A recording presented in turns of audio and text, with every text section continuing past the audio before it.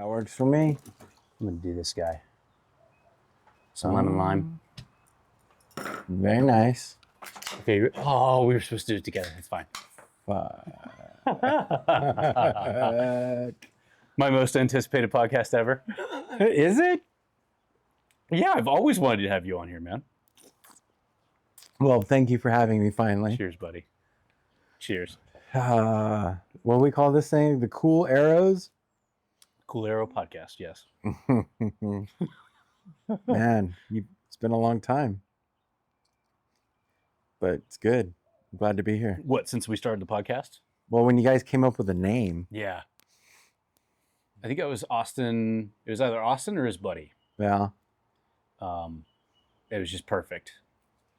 But Gump and I still have it going. Right. The others have kind of fallen off a little bit. We did one with Austin. I saw that one. Yeah. Couldn't get him to talk. He was squirming about the getting exercise. Yeah. I think he's very hurt about that. I've invited him over a couple times to be like, hey, do you want to go on a ruck and stuff like that? But he's just too busy. I honestly think though that he's going to be the type that can go and crank it out. Sheer willpower. Well, but you're not wrong. That's what he's always done. Uh-huh. And it's just like he gets up in there and he just does what needs to be done. But we were all that way at a certain point where, whether it's, walking up and down a mountain, whether it's, working, whether it's, partying, the ability to get up the next day and do it again and just power through, that fades once you get to about my age. Yeah. I definitely have felt that the last couple of years. And I think Austin's only 1 year behind me, if that. Yeah. But he's got the tag, so I can see where he's going to be able to push through. Well, and once you got the tag, you get that weird big dick energy where you can just go wherever. But I mean, that's why I started. I want to help him on it, and that's why I started biking a lot lately. So 2 days ago, I did 14 miles. How long does that take you? So I split it up into the morning and the evening. So I did it before work, and then came home and did it after work, 7 and 7, so right. 14. So it takes me about 20 minutes. It's really not bad. And the thing that I like about biking is that it gets my heart rate up to like 160s to 180s, and I can keep it there. Like walking with a backpack on, it's good for me because it gets my shoulders in shape for that kind of stuff, but it doesn't get my heart in shape. So when I do the biking, it's 20 minutes of my heart being in 160 to 180 and my legs just pumping and pumping and pumping and getting so full of blood, which is exactly what happens to me if I'm hiking up and down mountains. So then safely, do you just go out that way and do it through the neighborhood? Mm-hmm. You don't go to Snowbirdville and dodge traffic? No. No, this is a nice little loop, and there's actually a couple of hills here. Like Austin's house over there is, I believe,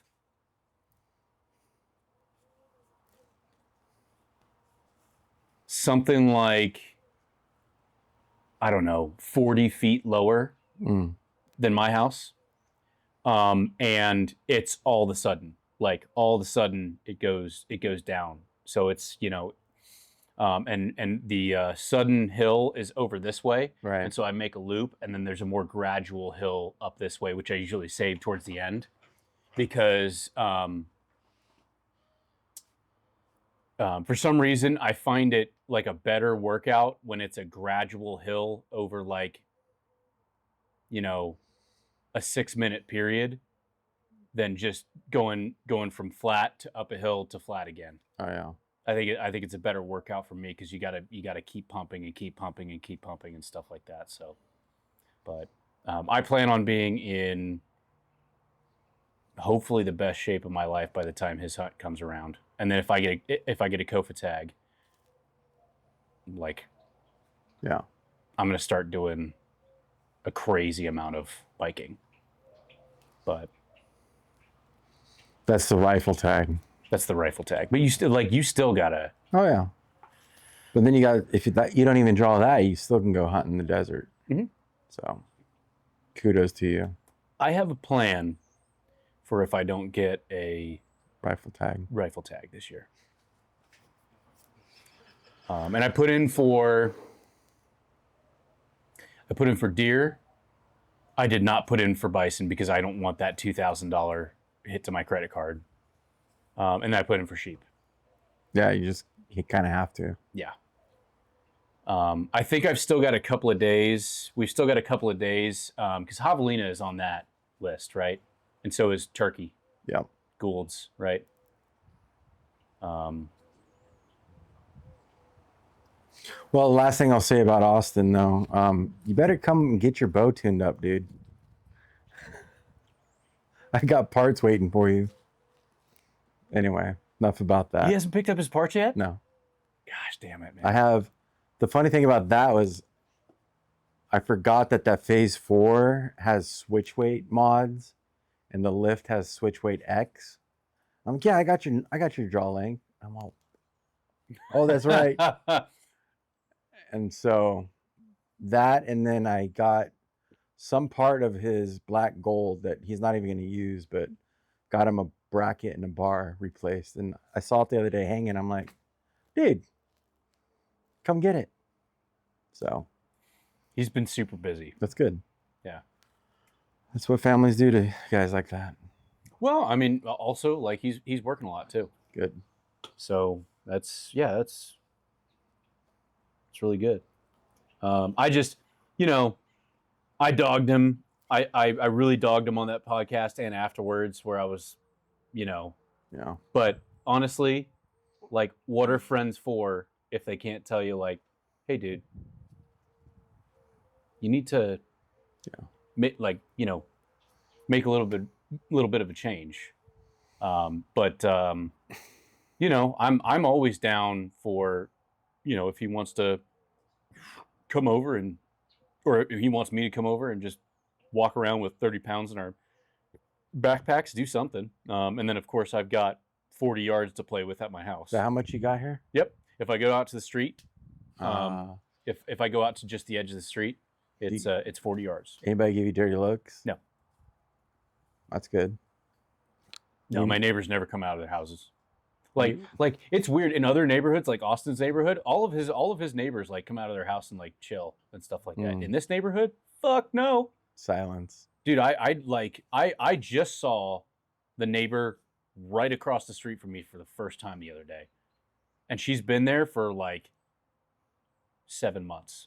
I just didn't know who, like, what that person looked like or what was going on. Like, I don't know. It was kind of weird. But to each their own. Right. When I get home, I'm kind of a homebody. So. Yeah.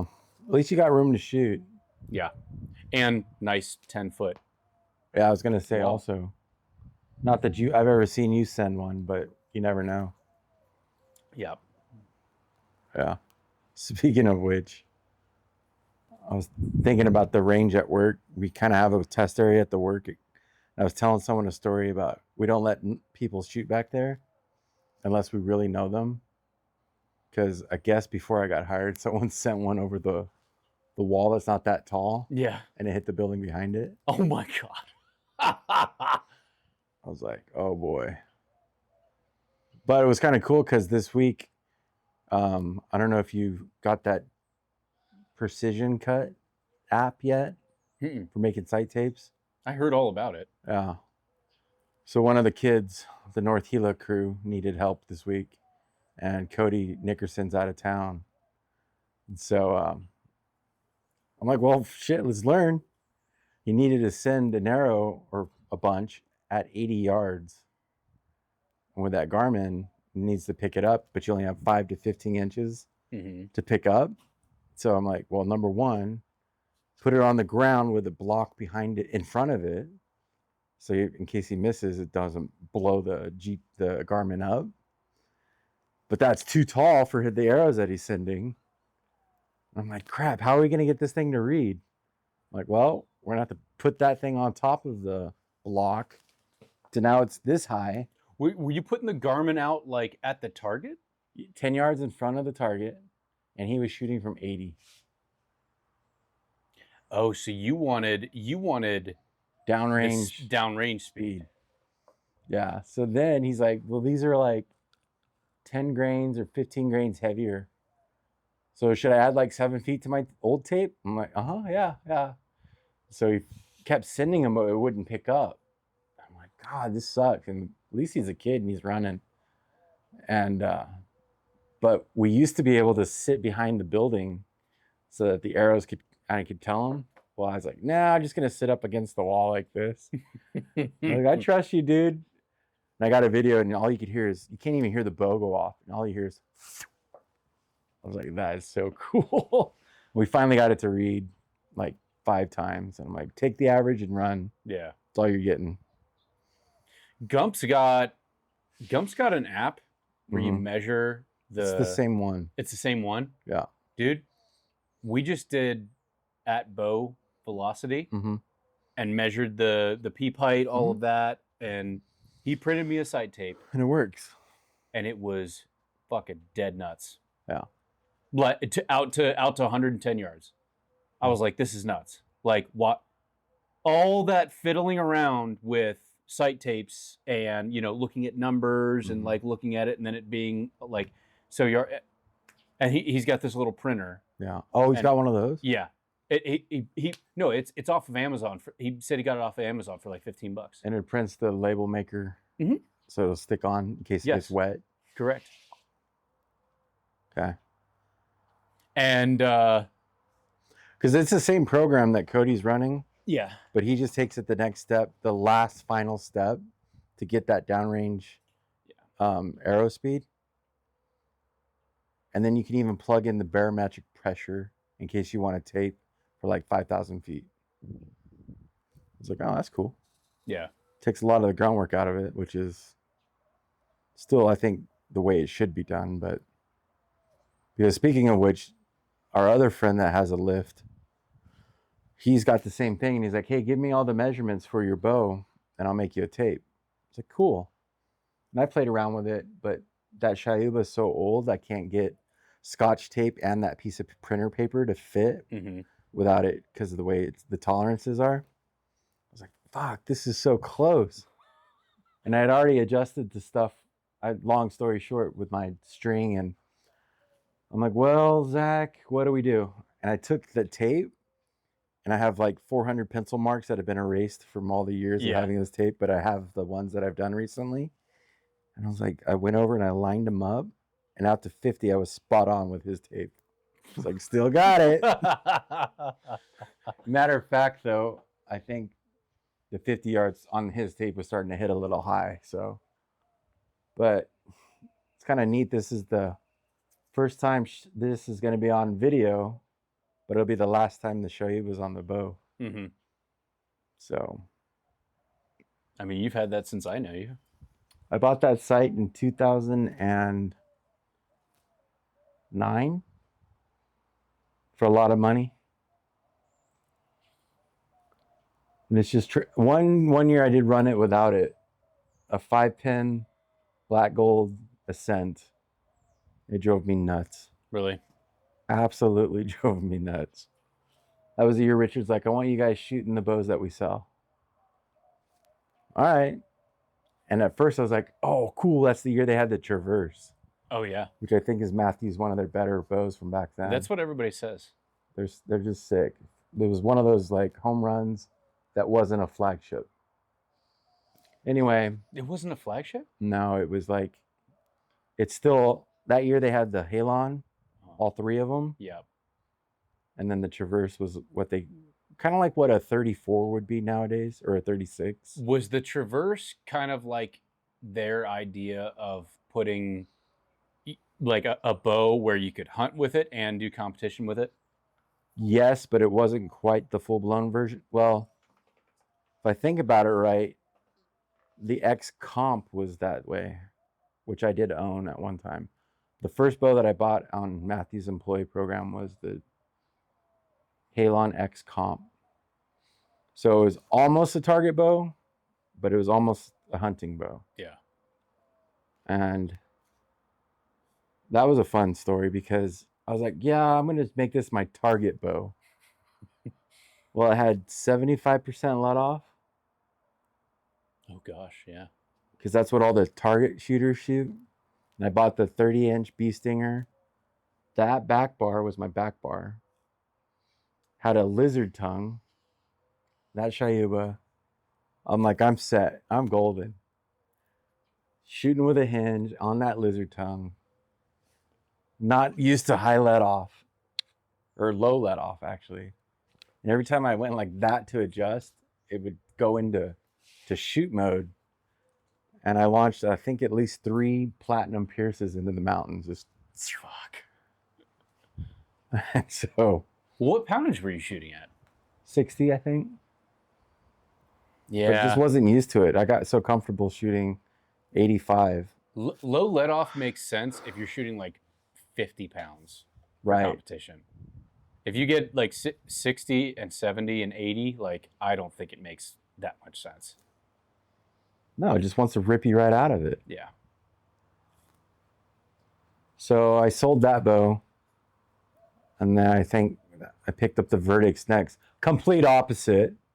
That was a 29-inch bow or 30-inch axle to axle. Mm-hmm. That was a cool bow. Absolute quietest bow I shot till this, but that was a fun bow for a while. I've seen pictures of me at full draw, and it's like, it's the tiny little bow. And so, yeah, that was fun. But anyway, that Shayuba is, I mean, I'm not selling it. I'm keeping it. But they hit my bank account for the driver. Oh, they? Uh-huh. When? Monday. So it's coming. Yeah. Okay. So in case you don't know, Sprague's has, or we have Go two for it. drivers. Yeah. We have 2 drivers at the shop that are for sale, on top of 2 Ultra Views that are for Matthews. And then I called because I needed to get the price for something. Like, hey, by the way, can you check out and see if there's a build for Zach Sleddy? And he's like, hold on. So he's looking. He goes, yep. Matter of fact, I got pulled today, so you'll have it next week. Fuck I'm like, dude. yeah, buddy. Dude, it is the lightest. It's one of the lightest sights I've ever held. Right. Like obviously there's lighter ones, but they're like usually 5-pin or 5-pin sights or something like that, and they're all plastic. But like it's the lightest sight of its quality that I've ever held. Yeah. Well, Gump's got the long bar one. Yes. The Matthews ones are even lighter. Yeah. Like stupid light. Because it's bridge lock. You got the bridge lock? Yeah. Okay. Not that I needed it, but I mean, it might as well run it. Yeah. I mean, if you've got Matthews around, like there's no reason to switch to anything else. So the biggest thing will be shooting way closer to the riser, which is fine. I did get the smaller housing, single pin. I went with the 19,000s. Mm-hmm. Am I gonna regret it? Probably, but I don't think so. For outdoor, I don't think you will. No. I have a problem with my 15,000ths indoor. Oh, really? Because it doesn't get enough light. Well, and especially since when I go to Phoenix, they're like, oh, no electronics on your bow. And it's just like, you're not allowed to have a bow, like a sight light? And they're like, no. And I'm like, oh, okay. Yeah. But, I mean, outdoors, I have no problems with pins. Because don't a lot of ASA field archers use lighted scopes? Yeah. Field. When you go indoors, they won't let you have light. It's weird. Which is the place where you need it the most. Because if you've got the sun shining down on your fiber optics, you should be fine. Yeah, it's going to be real bright, real crisp. But you go indoors where it's dim. That's why I don't like shooting pistols indoors. Like, I'll almost never go to an indoor shooting range for pistols because I can't. It's almost like I can't focus on the sight. Makes sense. But outdoors, no problem whatsoever.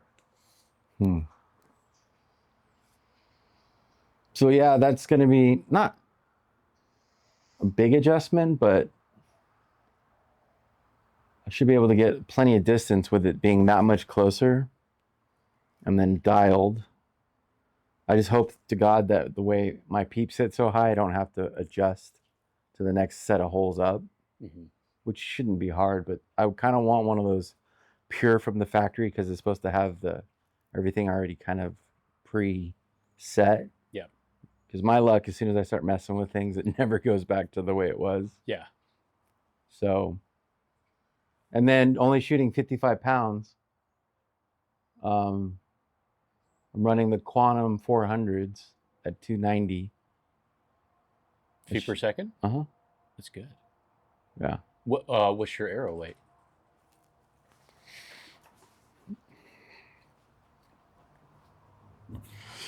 I'm only stalling because I have to remember. I try not to remember everyone's stuff. I think not quite 325 or somewhere in that zone. So you're real light. Mm-hmm. Which makes me go. So the whole 5mm rage. Might as well talk about this. We can eat up a whole lot of that time. Just to let you know, we have the HLRs now. Oh, okay. Only in 350s, and I got 300s coming. So that's Victory's latest and greatest.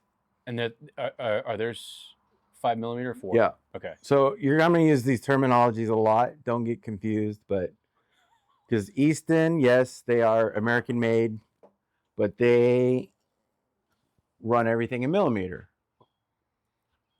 And then Victory, which is everyone's all about Victory right now, runs 204, is the 0.204 in inches is their measurement. And old story, gold tip, the 246, or which is what, 6.5 componentry, was always off by 1,000th. So you couldn't run the same vice versa components. Okay. Used to drive us nuts. But anyway, so right now you got the HLR RIP,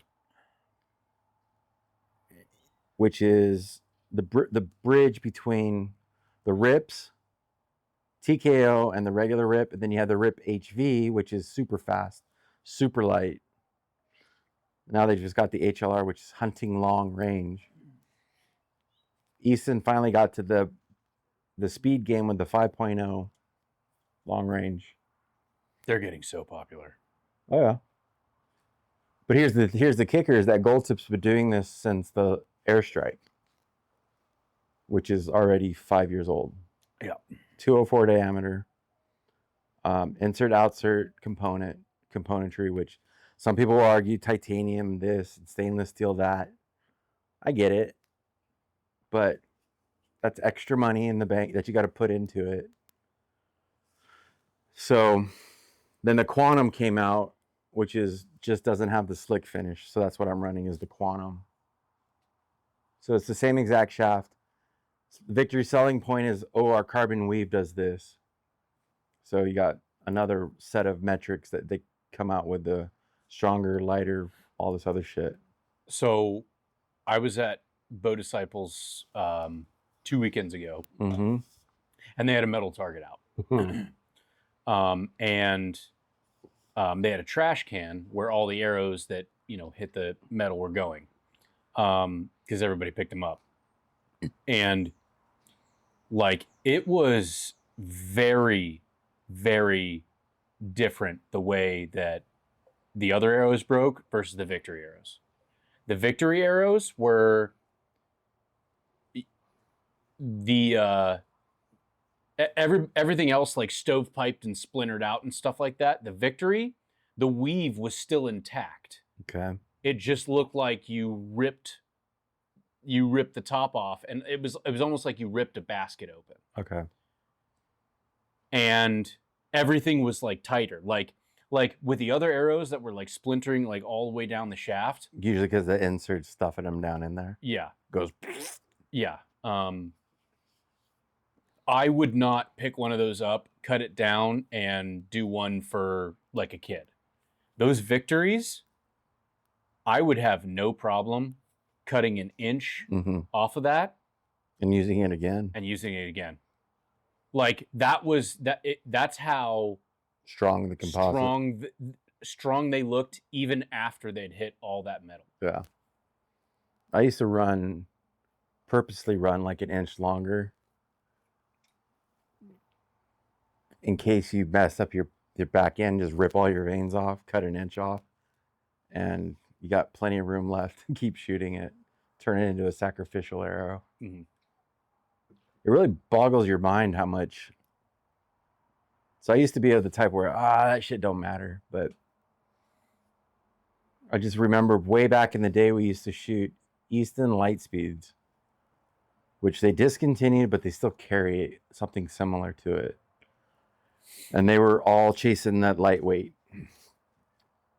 But they only used the regular Easton knock on the end. Well, ACC was the Hunterman's version of the ACE, which is aluminum inside, carbon on the outside.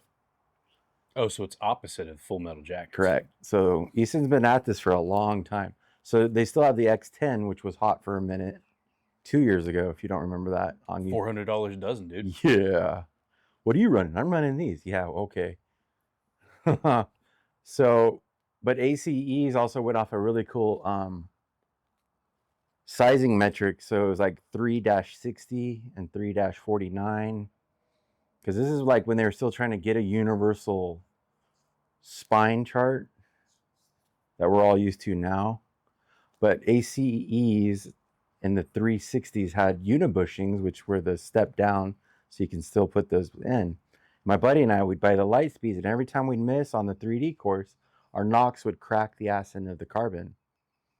But ACEs wouldn't do that. So we finally got the right bushing, and we glued them in ourselves, put the pin nocks in them. So we thought we were tough shit. And about 2 years of that later, like Easton came out with their own they called it the CB bushing already installed from the factory.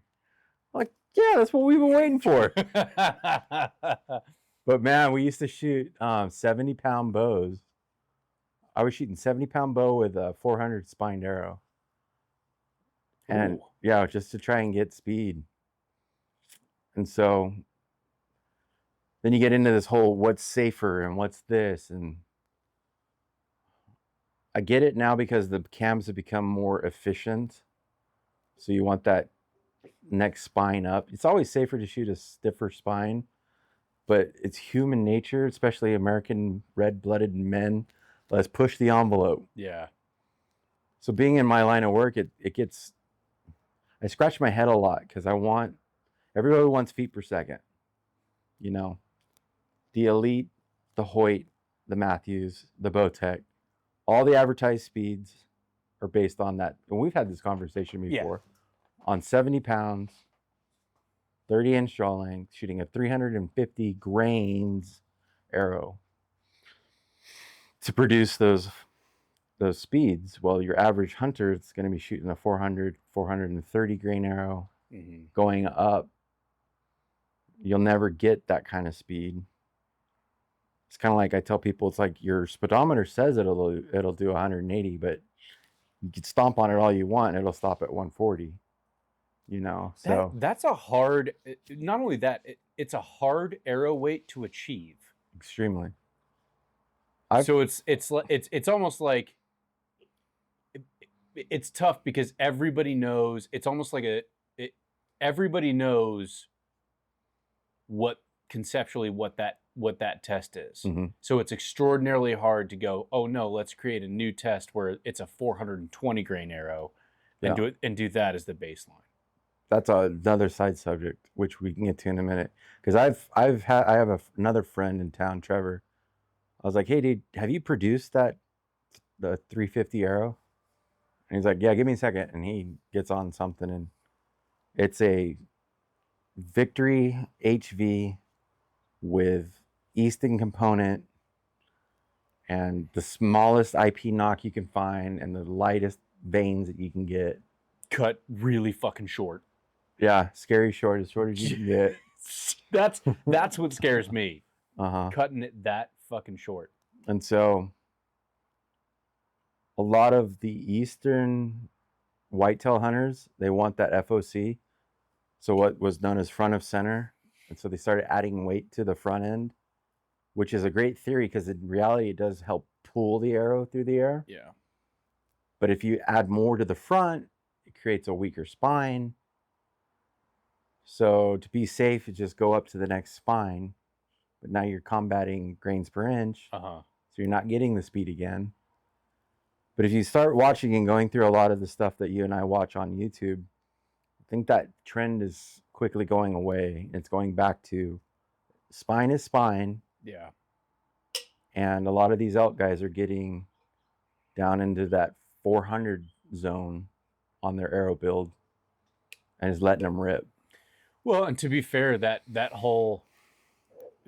arrow setup that was made popular by like the ranch fairy and stuff like that, where he was doing like 600 grain arrows, that was never meant for an elk hunt. Exactly. Maybe if you're elk hunting in like super thick shit that you're never gonna get a long shot in, but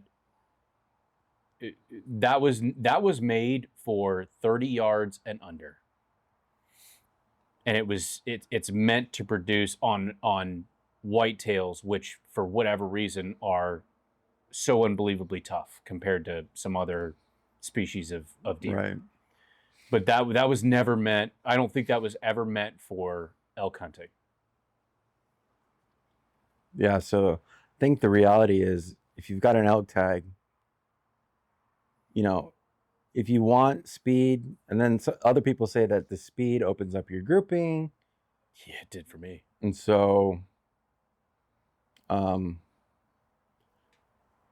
talked with one of the guys here in town he's like, I want that arrow off my shelf as fast as possible because there's so much other elements going on in terms of the shooter. So also at 80 yards, which you better be practicing a lot to be shooting an animal that far. I know a lot of people, I call it the deer in sight, arrow in flight syndrome. Yeah. I think the frustration gets to them and they're like, I can shoot a deer at 90. Well, not only that, like a deer, like a deer target, 3D target, you're like, oh wow, that's really far. That's 90 yards. You get out in the field and you're like, that's a deer, and you're thinking in your head, 57? No, 101, and you're like, what the fuck? Yeah. That was so far. I was so far off. Might as well get this out in the air, because one time a lot of people go, Zach, why don't you hunt? And it's like, I'm not against hunting. I just choose not to do it. There's a lot involved. But anyhow, I did go deer hunting when I first got into archery, and we were in Williams, which would be where Austin's tag's at. I think near. We'll bleep that out. And oh god, I just blinded myself. Good job. Fuck, dude. I'm trying to set the ambiance here. Does that look fucking sweet? Looks sweet. Okay. I was worried about it. We'll let the viewers decide which one's prettier. Yeah. Anyway, I have no idea if this is going to look cool or not. Okay, so your golden hour's over with, so now we're using artificial lighting. I think it looks good. Oh yeah. We're good. We'll be good from now on. We had been hiking all day long. We were full decked out camo. I think I might have even had face paint on. And we get to a road that's a timberline road, and all the timber has been cut. And I hear something off in the distance on the other side of the thing, and here's this beautiful 4x4 in velvet just staring at me. I'm like, oh! Remember, I got down on my knees. I had my Bowtech Pro 38. I'm like, how far away is that? And then I started thinking in my head, oh, everyone says don't shoot at the front of the animal. Should I wait? Should I wait? And I mean, he looked like he was 30 yards away. My buddy's down here. He doesn't even know what's going on. He looks over, sees me at full draw, looks over there and goes, oh, fuck. And by then it had turned, And I'm like, send it or not, it wouldn't have mattered. I would have pulled it. I would have been off by 20 yards. And then there was a satellite right behind him. We're just shaking in our boots. I like, oh, this is sweet. So it runs off, bounces off in the forest, and we're just like, whoa, did you see that? We're talking, the typical guy shit. And we start walking up the hill. And then you can see down the road, there's this guy in full decked out Canadian tuxedo, which is all denim. Has his bow over his shoulder, yelling at us, did you guys see a big old buck coming through here? And we're like, no, we didn't see shit. Well, the story is we went back to where I was at and to where he was at, and we lasered it. And it was like 70 yards, and he looked like he was right on top of me. Yeah. It was crazy. I understand the theory of why people love to hunt. But I give it to guys that shoot archery, though, because you're getting up close and personal. Yeah. You can do that. Kudos. So, but that was a fun day. I can't wait to get my elk tag. It's probably gonna take me 10 years, but I can't wait. So yeah. But anyway, back to the arrow thing. So I'm running these quantums, and yeah, is it the strongest carbon in the world? Probably not, but 290 at 55 pounds. I think that's still pretty good. Yeah. Why do you shoot 55 pounds? I'm like, because I like to shoot, and when I shoot, I want to shoot a lot. Well, when you're doing like just 3D Yeah. and competition and stuff like that, it doesn't matter what your arrow weight is. No. You can just get the speed and just go. Yeah, but I don't like the fact when it's slow and I can see it. I'm like, God, I want it to get there faster. Yeah. Which has been a lot of fun. I got 2 bows that I've been working on. And no one still knows what the RS stands for in Matthews. But one of them I've got down to lightweight limbs, shooting 500 rip XVs, almost 50 pounds, and we're shooting 274. That's screaming. Is that for man or woman? It's a man. Okay. Yeah. Oh, is that for who I think it is? Mm-hmm. Okay, gotcha. Bad shoulder problems. Yeah, bad shoulder problems.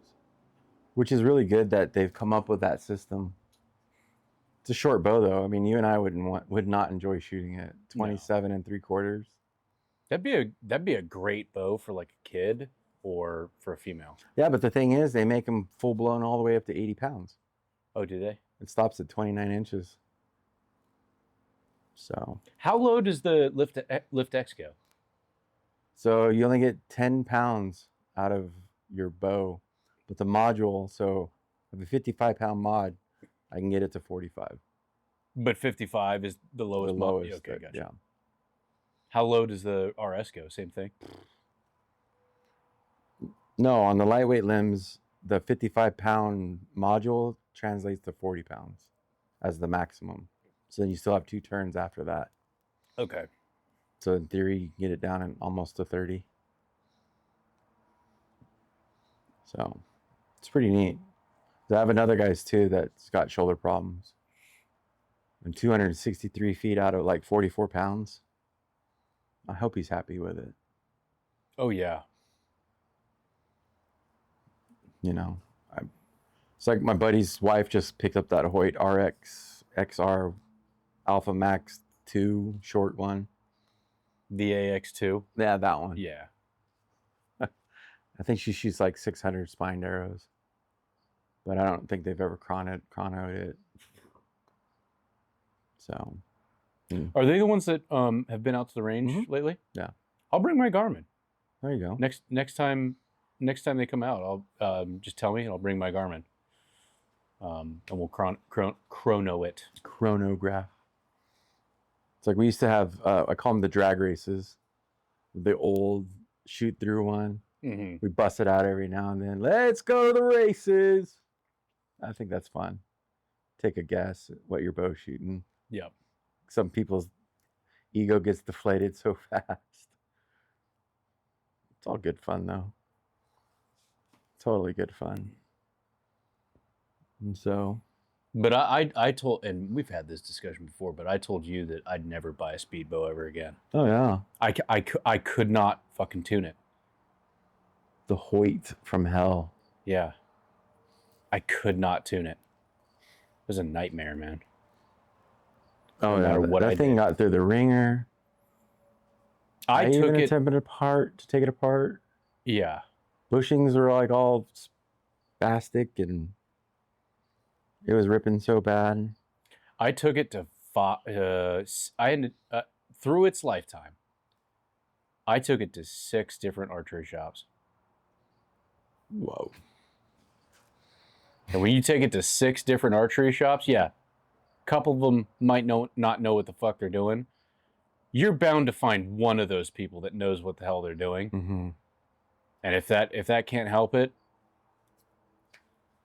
So do you think that bow's sitting somewhere collecting dust, or? No, I think somebody's hunting with it. But then again, I have also accepted the possibility that Hoyts just don't fit my hand very well. What part? I don't know. That's a cool subject because. But I do know people. I have, because when I was trying to get this thing up and running, I went on the internet. Great idea, you know. And I found a ton of people who were like, I like Hoyts.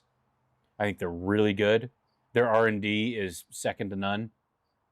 But they don't fit my hand. Okay. I cannot hit the broadside of a barn and group broadheads with them. Mm. Any other bow, I'm fine with. It's something about Hoyts where my grip is not compatible with it.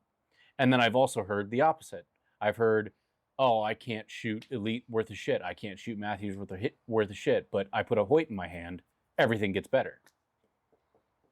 So everybody's hand geometry is different. Yeah. Everybody's, you know, like, I'm sure there's an element of flexibility in your hand. Like, because when you're at full draw, my hand is completely relaxed. I'm not putting any pressure this way. I'm not putting any, I don't want to have any pressure this way. I don't want to have any pressure this way. It's just sitting in my hand and I'm allowing it to do whatever it wants to do. Yeah.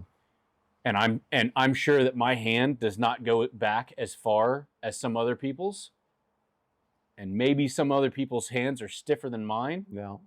I don't know. I love these conversations because the amount of time that people spend on the internet, like you said, that's your number one mistake. 2, they're gonna bitch about the width. So we're talking this way. Mm-hmm. I go, well, go shoot an Elite. They fucking took their grips off. Yeah.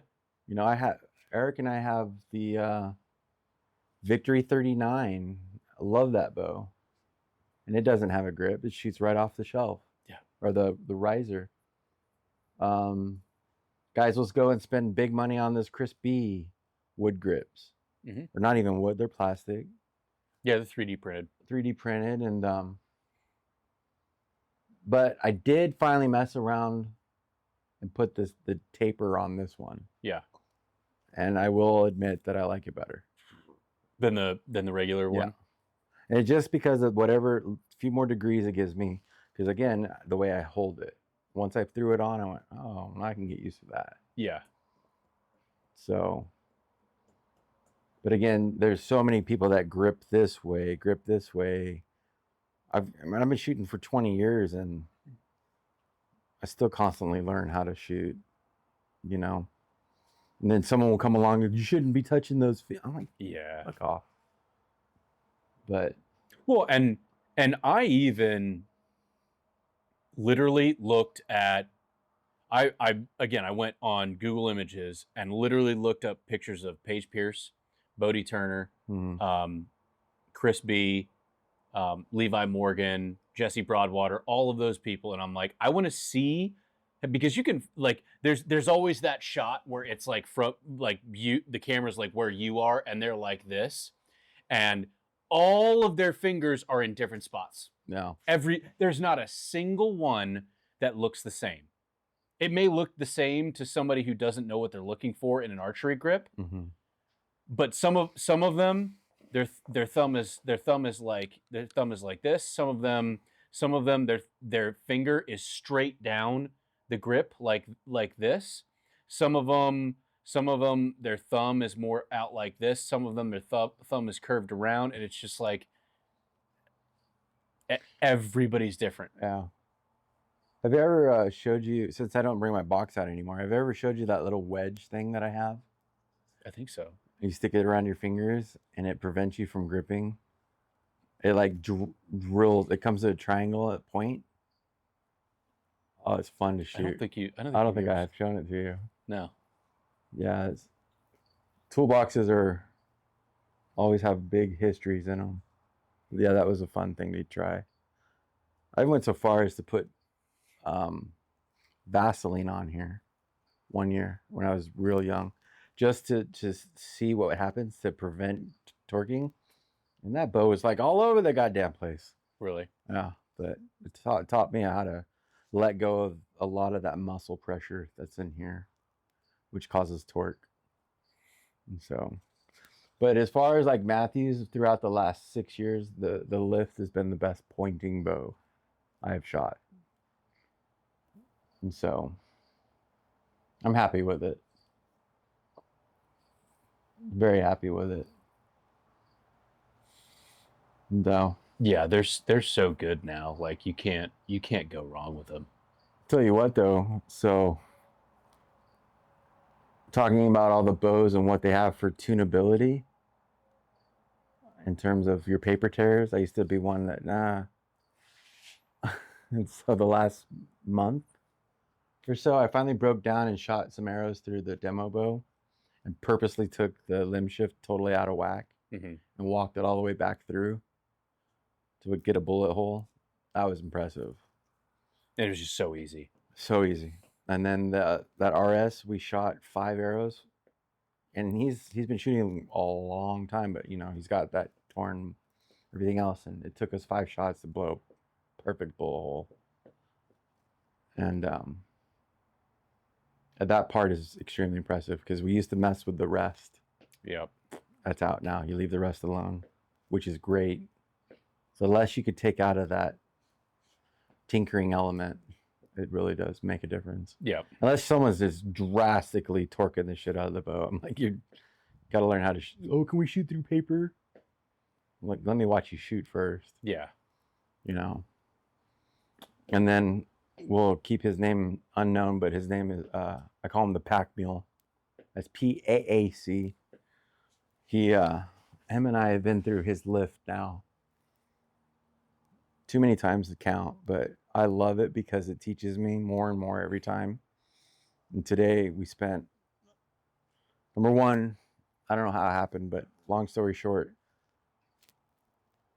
the limb got put in I don't want to beat anyone, but we had a limb that was in the wrong spot.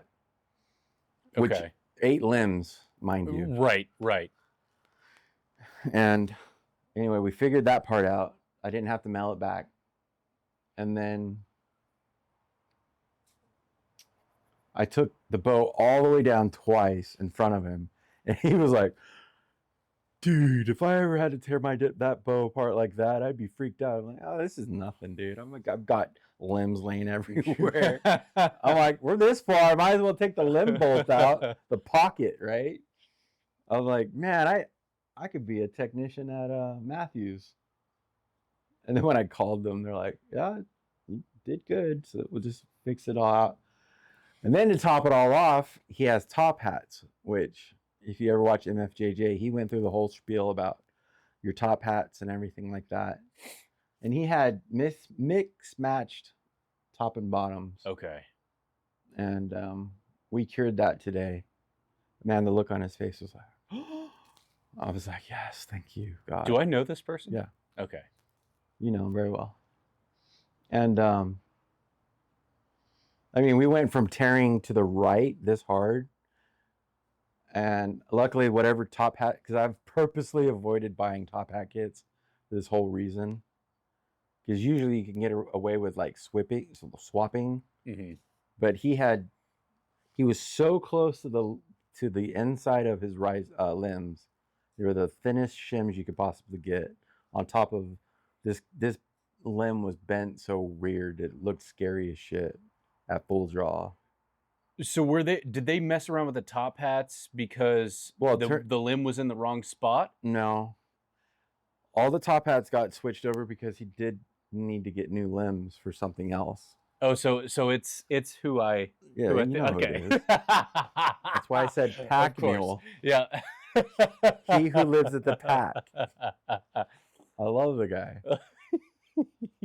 But again, I got to learn a lot from this, and you know, this is the on the job training stuff that I'll either YouTube or definitely get on the phone and call. Matthews has got great. There's tech guys in the back. I call them like there's one in particular, but it's like you save up all your your questions, and you got to climb the mountain to go talk to the guy that's sitting up there like this, Yeah. who's forgotten more about archery than you'll ever know. Oh yeah, we'll do this. That's so simple for you. Which one do I have to twist to get the timing right again?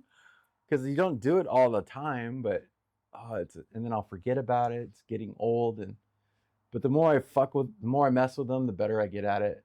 And so we went from a tear like that, evened out his top hats, and then we have a slight tear to the left. And the look on his face was like, "Oh, we're back in business." Yeah. And then we needed to like level off the pins or the sight, and he actually has the coolest black gold sight you'll ever see. I don't know if you've looked at it, but it's an Ascent with a something else scope housing. So he's got micro adjustment on his pins and micro adjustment on his tracks, and it's bridge locked. It's a sick sight. Yeah. Plus, it's got a purple ring, so it looks good. Yeah. It's a pretty cool, and it cost him a pretty penny, but I was pretty impressed with that sight. I'm like, dude, you have the official highest black gold sight I've ever seen. But Yeah. Black Gold's a great company because the guy up there, you can just call him and he'll talk your ear off too. Great company.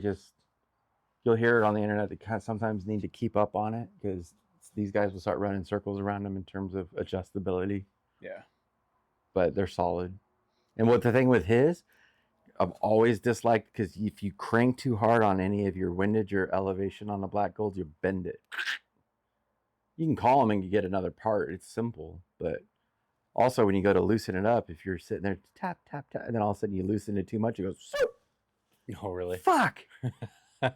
So take a pencil and mark it off. And today I'm like, you need to click it like 8 to the left. And yeah, you did it. And I think it's best when they learn how to do it themselves instead of relying.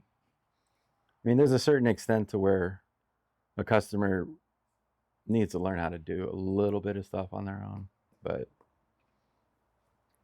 I enjoy it thoroughly. It is pretty nerve-wracking the first time, like taking a bow down. Because you have absolutely no idea what. I mean, that may as well be like a V8 engine the first time you're taking it down, and you're just like, what the fuck is all of this? And I remember that this is so dumb, but I took down a Genesis and I was just like I just took it all apart and I was just like, oh my God, how does this go? And you know, it was a nightmare to get it back together because I had no idea what the fuck I was doing. So the next time I did it, I literally took pictures of everything and then did one string at a time. Right. And after that, it was like, oh, this is like, why I was only, it was only a nightmare because I literally like took everything off of it. Right. And didn't just replace it one at a time. Yeah. And then once you replace it one at a time, it's fucking easy. No. I get a lot of that with what the hardest is if they come in without any strings or cables to begin with. You got to try and figure out which way did they track it. That can make you stressed a little. Yeah. I'm ready for a new one too. PSE recently went to a, what was that? Did you like it? It's pretty good. Rambler. The Rambler.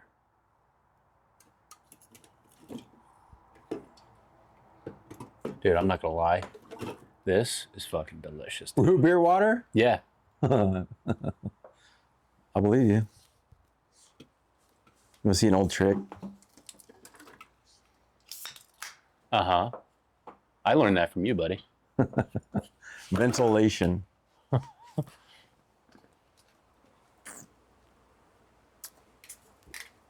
I actually like it. Do you? Mm-hmm. I drink a lot of Perrier. Well, Perrier is one of those things that she doesn't let me drink because they're so expensive. Whatever. I don't like them, but that's good. I got on a sparkling water kick, and then I stopped. I think it was messing with my stomach. Too much gas or what? Yeah, just like all that fizz, and also like when I like drink stuff, it's just I drink it so fast, whether it's water, anything else. I know. Then you're overhydrated. Yeah, exactly. And then of course once you've got 8 of these in like 45 minutes, that's 8 of these, 8 times 12 fluid ounces. Oh, and by the way, it's carbonated. So I just buy those liquid IV, like big boxes of liquid IV, and I've seen those. I don't even know what they are. Is it supposed to help hydrate you or something? It's electrolytes, potassium, like salt, stuff. Better like than that. those Mio things. Yeah, Mio. Those are just flavored sweeteners. Do you ever meet someone that doesn't like the taste of water? They're weird. Yeah, I don't like the taste of water. I'm like, you need it. Yeah. Drink it. I don't have a problem with the taste of water. I just love flavor so much. Wow. So. But anyhow, back to restringing. So, like, they started doing these loops around the cam into the yoke system. The first time I ever actually took a bow apart, and Jesus can attest to this, it was an old, I used to shoot Bowtech. Allegiance was the only bow that Bowtech ever held for 5 years with the same name. That's how good of a bow that was. But I was like, I can restring them, and didn't remember which way the cable, because there's only 3 strings. You got the string and 2 exact same cables. But if you get to taking them off too fast and then you go put it back on, well, I happen to loop it the wrong way, and you go to pull it back and it's not going anywhere, and you're like, why is it like 100 pounds? And I think Ebb's done it too. And Roy's like, and finally it break down, and I'm like, oh fuck! I actually had to go find someone else that had the bow, and go, oh you idiot, you put it around the wrong way. Yeah. And so Hoyt's, they used to be cam and a half. They used to scare the shit out of me. Yeah. But it makes sense now the more you do it. Matthews is the hardest bow to restring because you got to bust the axles out and get those round the yokes around the axle. Oh, I didn't think about that. Yeah. So that is, if you're gonna attempt to go buy your own press and start restringing Matthews, at first I was many a time I've had the yoke slip off, and I'll still get it to this day where the yoke will come off when I'm starting to put pressure back on it, and it'll slide down to the axle and make a weird noise. It's not fun. I actually had a guy at full draw and I did it too. And I was like, ah, or going through his draw stroke. I was like, fuck. So I have this thing about like, and I need to just get over it. It's all mental, but when I put a bow back together, I still have this fear that I did something wrong. Yep. I'm trying my hardest to get over it. But Jesus's old PSE still haunts me to this day. Mm-hmm. I was like, dude, you need to take that and go down to the side of the road and find one of those upside down baby Jesus bathtubs and put it in one of those and just give it to Saint whoever. I hate that boat. Oh, and then Yeah. So restringing is cool. Speaking of which, when are you gonna restring yours? Pretty soon. I have not had time to do anything. Yeah. I've been so freaking busy. I feel like I've barely been home. But it'll be soon. So what are you doing? Which one are you shooting more of? The pinky right now? I'm actually shooting them both quite equally. Well, that's a good idea. Puts an even amount of wear on the strings. Yeah. But I mean, pinky, I put new strings on pinky. The gold ones? Yeah. When did I put it had to have been It's been about a year now. about a year. They look exactly the same as the day I put them on. It's the wrong color. It's great fucking color. I don't know what the fuck you're talking about, dude. But these, they've had some wear and tear, and you can tell. I can see it from here. Yep, up there. But it's also like around the peep sight, stuff like that. Where it contacts the. I think those are winner's Games. choice. Yeah. So yeah. I mean, they're still fine. Yeah, I just can't wait to see the color scheme that we picked. Yeah. It'll be tits. It'll be tits. It'll be nice. Tits. It'll be fire. Is that what the kids say? No, they're on something else now. That's uncool now. Is it? So we can use it. Oh. You guys are old. That is kind of funny when you're like, oh, back in my day, we used... No, I sound like my dad. But, it's like Kenny, he taught me so much about archery. He just gave it away free. That was the coolest part about Kenny. He passed long before you showed up. Kenny Sr. Mm-hmm. Yeah. And I remember one time I saw when he was getting older, he didn't want to tie a D-loop with the half hitches. So he's got the loop, maybe the half hitches, and then he had some strung out like this on the side of the serving, and he just took serving and tied it in so tight. I'm like, what was that about? It looked horrible. But yeah. And so I don't know. The gas strings are working good. I still, and it's kind of, for me, it's kind of like I need to temper my expectations just because I shoot pinky so well. Mm-hmm. I do not shoot this bow as well as I shoot pinky. I shoot it pretty good. Mm-hmm. I've gone out and shot like really well with it, but also pinky is a competition bow. It is 60 pounds, 59. And it's just freaking dialed, man. And I have all of the stabilizer weight is just perfect. It's just like the perfect setup for me. I just pick it up, and you know how sometimes like if you get a new bow, you got to get used to it and stuff like that, and like with pinky, it's tried and true. It's the exact same every single time. Yeah, and that's good that you found a bow like that. Don't ever sell it. Yeah. That's a hard part too, is like a lot of people are,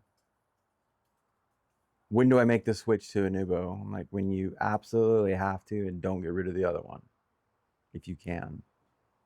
But because I've seen too many times, I've also myself have been disappointed in that year's model. The Phase 4 wasn't my favorite to shoot. Which is tough because that's a lot of people's favorite bow. Yeah. And a lot of it can also be psychological because the riser did stretch out a little bit further and curved more, which made for the longer limbs and yada, yada, yada, all this stuff that every year, what new hole did they cut in the riser to make it different than the year before? Yeah. But overall, I think this has been the best platform that I've shot. Another thing too, like a trade secret, a lot of people talk about the draw curve, and I'll give it to Matthews. Like sometimes it's pretty nasty. It's not the smoothest. But as someone told me once, speed isn't free. Right. So you got to balance them out. The Matthews no cam, before Fritz passed away, I'd go into the shop there, and we all become fanboys, right? And I was Bowtech this and Bowtech that, but I'd go shoot the new Matthews every year. And when that no cam HTR came out, I think it was the first one. I remember I pulled it back. It was so smooth, and I shot, and I yelled at Fritz. I was like, "Damn, this thing is nice!" And he's like, "That's the first time you've ever said anything nice about Matthews." It's like, it's not that I didn't like Matthews. I couldn't afford them. Yeah. It's a big difference, you know. But that no cam. So is the switchback. Any of the old Matthews. I wasn't a big fan of any of the Z's. They were pretty radical, like in the draw cycle. Then they went to the Monster. Yep. And then the Halon. Someone once, I was at a shop, he said that the lift is pretty much a Halon 9.0. It's like, oh yeah, you're kind of right. But the switchback technology has been good. And now with the limb shift, it's been really good. So I'm not trying to promote them, but they're badass. So I like them. Pretty pumped.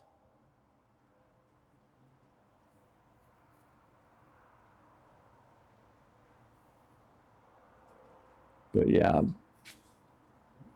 What else has been going on? Releases. Oh, I jacked up a release this week. Embarrassed. You got your 2 moons, by the way? Your 2 clicker? Oh yeah.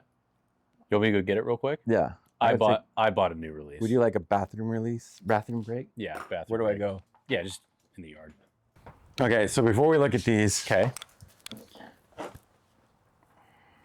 Scott Longhorn Expert, dual 2 moons. Good friend of mine dropped it off and said, go ahead and shoot it. I shot it. Didn't watch the YouTube video, which you always should do first. I attempted to read the instructions and got messed up. But for whatever reason, I kind of forgot about letting off on holding onto the post, which I probably do subconsciously with my own. But it wasn't fast for me. So I'm like, well, let's speed this son of a bitch up. And so you're supposed to adjust this screw and that screw, twist this thing, and then one of them sets the click and the other one sets your rate of fire. Mm-hmm. Well, at some point after Saturday afternoon at work, being very busy, and I shot it and I said, don't mess with it. Give it back to him. Leave it alone. Nah, I'm going to mess with it. I got it so bad that like the other moon was way over here and locked in here, and I kept getting interrupted. And so I'm like, oh no. I left it on the bench. I always have Mondays off. I'm thinking about it all weekend. Watched the video. Like, oh, that's what you're supposed to do. Okay, I could reverse it. Went back. Called the number on the thing. And they're like, oh yeah, what's your dealer number? Blah, blah, blah. Oh, we don't have you as a dealer. I'm like, but you're a consumer. We saw that you sent something into us like in 2018. I'm like, yeah, that's me. And so they're like, yeah, okay, here's an RMA number, send it and we'll get it back. Just a couple hours later, in walks my customer. Hey, Zach, what'd you think? I'm like, and I got a new client like right at the front of the door. Oh, hey, I gotta be honest with you, I kind of messed that thing up royally. What? I was like, yeah, I got to messing with it. And he's like, well, just give it back to me. I'm like, no, Zach, you couldn't mess it up. I'm like, dude, it's jacked. Well, as long as you don't have to pay. I'm like, you're not paying nothing. Yeah. I'm taking care of this. I'm like, I felt like crap, dude. It's a $300 fucking release. Mm-hmm. Brass. It felt good. I'm like, yeah, finally. And what does Zach do? He goes and messes it up. I'm like, so back to I still love 1 moon. You know? Is it aluminum? Yeah. Is it 4-finger? Yeah. But I'm like, damn it, I got my opportunity to shoot a new one. And nope. So I think I'd like to shoot the Honey Badger or whatever HBX is now made HBC Flex or whatever it's called. But I want a heavy one. I want something heavy. Yeah. I don't like UVs. They got too much swoop in each finger. Mm-hmm. I think is the internet over bashing the shit out of UV yet? Ultra or whatever it is. Uh, I don't follow it enough, but I don't think it's quite as targeted at UV as it might seem, because it like the whole tariff thing exposed everybody, no. literally everybody. So I obviously I think that there were a lot of people who thought that UV was completely and totally U.S. made, and apparently they are not. And it's not like it's not one of those situations where they like get some plastic here and there, some metal from overseas. No, it's like it's like assembled overseas or something like that, No. which is a huge no in the outdoor community. Right. So I don't know what they're gonna do, but then again, like, people will still buy their shit. Oh, So yeah. it doesn't fucking matter. I think a lot of that too has to do with Matthews needs a piece of it. But Matthews did their due diligence. They went out and asked 3 different companies. I saw a video once about they did the same thing with the Q80 drop away, the MX bridge lock, and they jumped all over it. Trophy Ridge said no. Yeah. And so here they are. Q80 is a good product. I like Hamsky a lot more. You run it too. I wasn't running one for a while, but better to be late to the party than not at all. Yeah.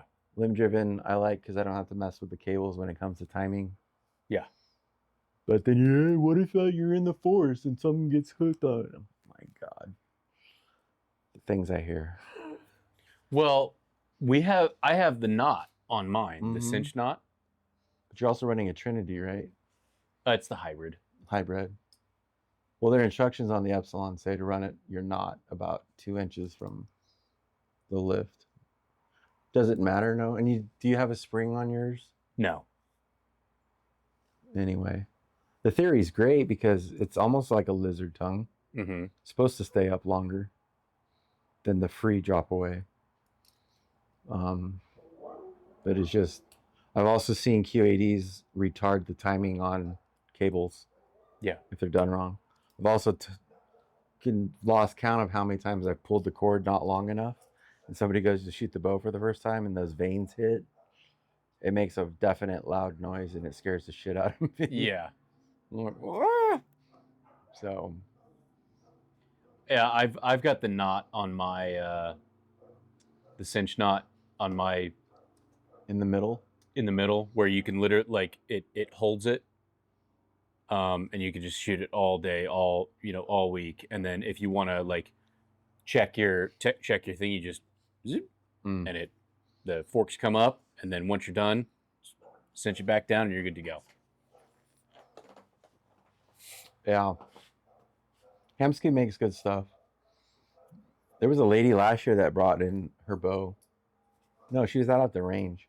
She had Generation 1 Hamsky, old school shit. Oh, really? I was like, look at this, dude. This is I've never seen this before.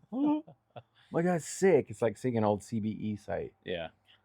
I think on my Victory 39, I have a CBE single target sight. Doesn't even allow you to do quick adjustment. Oh, really? So you got to sit there if you're shooting 20 and you want to get to 60. Oh, Hold on, guys. I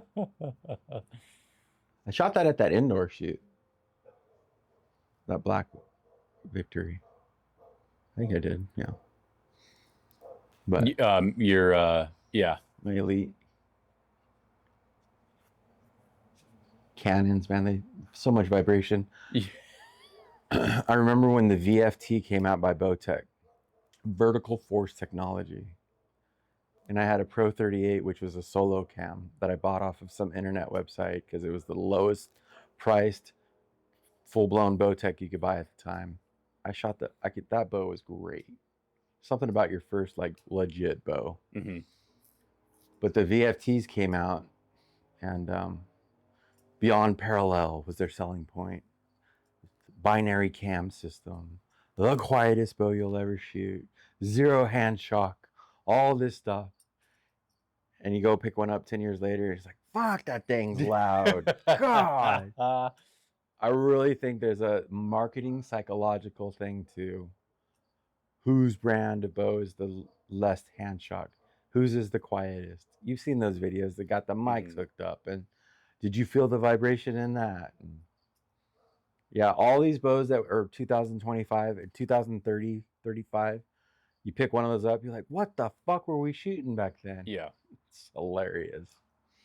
But to each their own. So I'm still on the hunt. I don't need it, but you know, I get the itch for new stuff. So what do you got? Okay. Well, first of all, here's your Okay, so this almost is a Carter. 2-finger. Yes, it's the knock on, but all that's made by Carter, anyways. So yeah, you've got one for click and one for fire. Correct. And the last time I adjusted, and the last time I adjusted it, it was not difficult to do. The pain in the dick about it is, like, you need the smallest Allen keys on the planet Earth. Like 0.1, 0.50 or something. Yeah, that's the only pain in the ass about it. And of course, like, if you want the clicker moon, you put that ridge before your Oh, this is running no click. Correct. So yeah, I get so you put the clicker moon after the what did you call it? The fire. The fire yeah moon. That sounds like some sort of like anime thing. The fire moon. Fire moon. Yeah. We're in a blood moon, fire moon. And why don't you shoot this very much anymore? It was tearing up my D loop. Yeah, I can see. And then, I got I shot it for a long fucking time, and then I got the B3 Tangent, and everything about it was just so much more refined. Well, brass handle too, on that. It wasn't about the brass handle. It was B3 is brass, right? Yeah. The Tangent is. But Ghost. everything about it was like more refined. It fit in my hand better. Everything about it was just better. Isn't it funny how we always do this? Yeah. Yeah, bring it with you. I'd like to try it at least. This is the fun part about archery, is like all this stuff that we think is cool and then gets put aside. I still have a Longhorn 2-finger that I went no click. 3-finger, I think. And then one year I bought an Alien made by Martin. That was the name of the bow.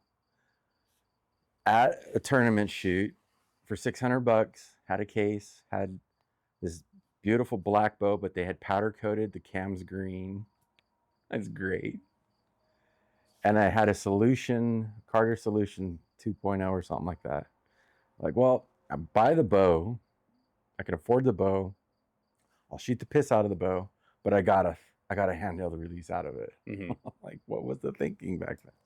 And I actually shot it the other day, and I'm like, oh, what was I thinking? I need to adjust this. And it's always fun to pick up something that you haven't shot in a long time, or an old bow, and you haven't moved the peep, and you go to shoot it again, and you've retrained yourself to a different bow. Yeah. And you go, what was I thinking back then? And you're like, what was this all about? That's cool. I'll tell you the other thing about this release. When you get back to full draw on other releases, on other hinge releases, it feels like this is way further over here, which makes it more balanced. Like your fulcrum point, it felt like the fulcrum point on this release was off. Okay. I track.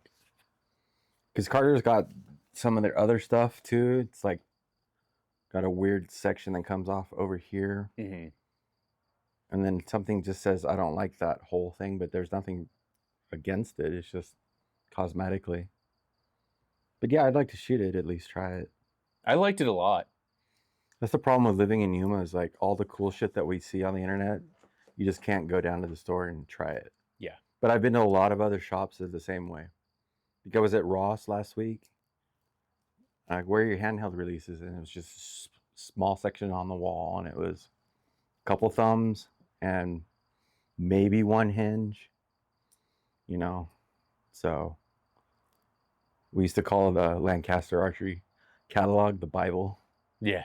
Because every Sunday we're sitting there, look at this, look at this, look at this. Oh man, I want that, I want that. And then you buy it, and you're like, oh shit, it wasn't what I wanted. But that's a lot of money. It is a lot of money. And then I got this. Is the new one? No, this is the kind of, Oh. but I've been shooting that for a little bit. Oh, Stan. Like everything about that, except there is no auto return on that hook, and that is Drives you nuts. that's a sin to me. Well, this doesn't have it on either. Yeah, But I'm just so used to it. but I was gonna turn that into a hunting release, and I can't do it. So it doesn't even allow you to put one of those rubber bands for your braces thing. Nope. You've And seen it didn't- water though. What? You got rust in it. Yeah, it was in my yard for 3 days. I dropped it, Oh, cool. and I didn't know where it was. And that's what caused me to buy this. Mm.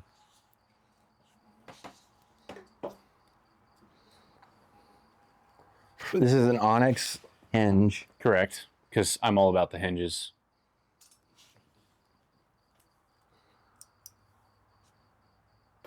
And nothing else. It's not one of those like crossbred ones. No. It's real fucking hot. Too bad you don't have some D loop or something. I like that post. That's cool. It comes with two posts. You can get the skinny one or the fat one. Yeah, there's somebody that, or it's a friend of ours that needs to find a skinny post ASAP for his UV. ASAP. He keeps firing it. Drives me nuts. Won't say names, but I could dig this. This is cool. Stan's like super old. Yeah. I got 2 stands in that big tackle box that were Kenny's. They're old 2-finger back tension releases. I like this. I think I can get Stanslawski. I just need someone to come in and say that they want one. Because they got that new index finger one that's got a click inside of it. Oh, probably. Not bad priced either. Yeah. I shot the thumb clicker from Stan at Bow Disciples Challenge 3.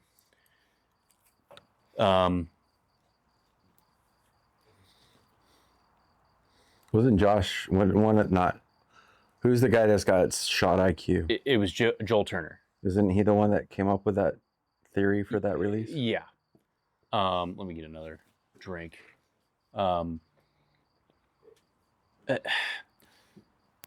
So Before you put your lips on that, I want to taste it. okay. Since you've already killed like 3 of them. Yeah. This is what? Root beer water? Root beer water, dude. And it's bubbly. It's bubbly.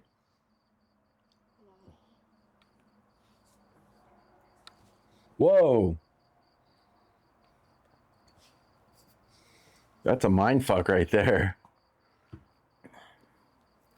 It's not quite root beer, but it's damn close, dude. And it's no sugar. There's, I think there's 2 grams of sugar in it. Please. Yeah, 2 grams. That's interesting. So the Onyx clicker. Mm-hmm. By the way, this is gonna be like a totally geared out podcast, which I love. Yeah, fuck yeah. I shot one at Bow Disciples Challenge. Yeah. A guy had one, and he fucking hated it. I almost Offered him $100 for it. yeah. Um, but the problem with it is that I just didn't feel a difference between a regular thumb And a hinge. No, it was just like if you put any pressure on it at all, it would go click bang, and it's just like. So what's the theory behind it then? So the theory behind it is that Joel Turner likes single digit manipulation. So your it's he says it's inherently more accurate or something like that, where if you're just moving one digit, it's whatever. And I thought the theory behind that release was basically I thought it was going to be almost like a 2-stage trigger for a pistol. So you've got a long pull, long pull, long pull, long pull, and then it goes click, and then you keep pulling, and it goes bang. I thought it was going to be a 2-stage trigger. Okay. But it wasn't. Mm-hmm. But I will tell you that going along with that sort of training, I did discover there's a lot of weird. There's a lot of weird big words in his teachings that I'm just like, I don't understand what the fuck that means. And it almost sounds like snake oil. But then you get to like a practical demonstration where he's like taking an archer through stuff, and you're like, oh, I understand all of this. Like, and it's valuable information. So one of the things that he did with somebody was he made them stand on one leg while they were shooting. What he did was he's just like stand on one leg and try to shoot. And what happened is that their leg was all wobbly and shit like that. They almost fell over a couple times, but eventually they got the shot off. Mm-hmm. Okay. He's like, okay, how was that? And they were like, that fucking sucked, dude. That was terrible. Like, what the hell? And he's like, okay, this time I want you to stand on one leg, and the only thing that I want you to do, the only thing that I want you to concentrate on is manipulating that release and go as slow as possible and keep this thumb moving and keep it moving. Do not stop it. Mm-hmm. Keep it moving, keep it moving, keep it moving. That's the only thing I want you to concentrate on. The next shot they took, leg was completely still. Okay. So he's like, what happened on that? And he's like, well, the aim was dog shit. But I felt like my leg was completely still. He's like, yeah, because guess what? Your body knows how to balance itself. If you take your mind, if you occupy your mind with something else to give something to do, the simplest task, your body will take over your subconscious will take over all the rest of that shit. And I was like, I want to try this because I couldn't tell. And it fucking works, dude. That's why I use hinges the way I do, is because and it works with your pin. So think about if you're totally steady here mm-hmm. with your legs, and your pin is moving all the way fucking around. Mm-hmm. So if you've got your hinge and you're like, the only thing I'm gonna focus on is keeping this moving, rotate, rotate, rotate. I don't care. I'm not fucking stopping. Mm-hmm. Unless the animal moves or something like that, and then you stop because whatever. But then you kind of reset, and that's why I don't shoot with a click. I reset, and then once they stop again, okay, start your movement and just keep pulling, pull, pull, pull, pull, pull, pull, pull. I'm not stopping because that's the problem is people like stop because they're afraid of it. I'm like, I'm not fucking stopping. when you give your mind something to occupy, like getting that rotation and keep pulling, that pin fucking settles down and just Right. stays there. It's the weirdest fucking thing. It is the weirdest thing I think I've ever experienced. And you like it. Yeah. I get you. And you know what? You know what? When I start to get like a lot of pin movement, is when I start figuring out that I'm stopping, and so I let down. Like that happens every once in a while where I figure out like that it's and everybody's experienced this with a hinge where it's just like you get there and you're just like, I can't move anymore. I can't. You're trying to basically get it to go off. Yeah. And so that's when my pin starts to wobble a whole bunch. But if I make the decision that I'm just gonna rotate this and keep on rotating it at the same speed and concentrating on that, my pin, not only does it slow down, I don't have any issues with the pin like sinking down and me trying to bring it up. It just comes right up and then just sits there. It's a lot to chew on. It's a lot to chew on, but I get the theory. Yeah, and I was if it's a placebo effect, then it's a damn good placebo effect. It's a root beer flavored water. Well, fuck yeah, but I mean, when he's talking about all of this shit, you're just kind of like going like closed loop processes and single digit manipulation. You're just like, what the fuck are you talking about, dude? And then he takes somebody through a practical demonstration. You're like, everything about this makes sense. Yeah. And then you try it on your own because you're like, I want to see if this works. And it fucking does, dude. Because on the same note, like I've been kicking around the idea of like what Paige, what's her name? Pierce does about moving your D loop to get that indoor or whatever she shoots to get the pin to stop. What does she do to her D loop? She'll set up the bow as best as possible, close as possible, and then you shoot and you watch your pin, and then you'll move it up one little, you know how your serving is like going like this? You move it up one more click and you do it all over again. You see if your pin slows down. You move it up again until you get to where your pin finally stops. And of course you'll need to adjust your sight or your aiming point because every little micro movement that you got on back here, what you're looking for is the balancing point when you're at full draw to slow down your pin. And once you get to that, then you go back and you raise your rest. You move your sight to according to the way that you're shooting off the back end of the string. So explain to me what she's doing with her D loop. They just tie it, they set it up, and then they'll shoot while their pin's on there, and then they'll get it loose enough to where they can spin it, and then you can rotate it around, and it'll climb, or you can go the other way and it'll go down till you get to the point where you're holding the bow and you've got the pin to stop moving. So I'm like sitting here thinking about trying to do that because I'm the type that I'll drop. My pin will drop and stay down if I don't forcefully come from up on top and get it in there. There's so much mental. Like Kenny used to say, archery is 90% mental. But that's why I started looking for like a mental fix for this as opposed to mechanical.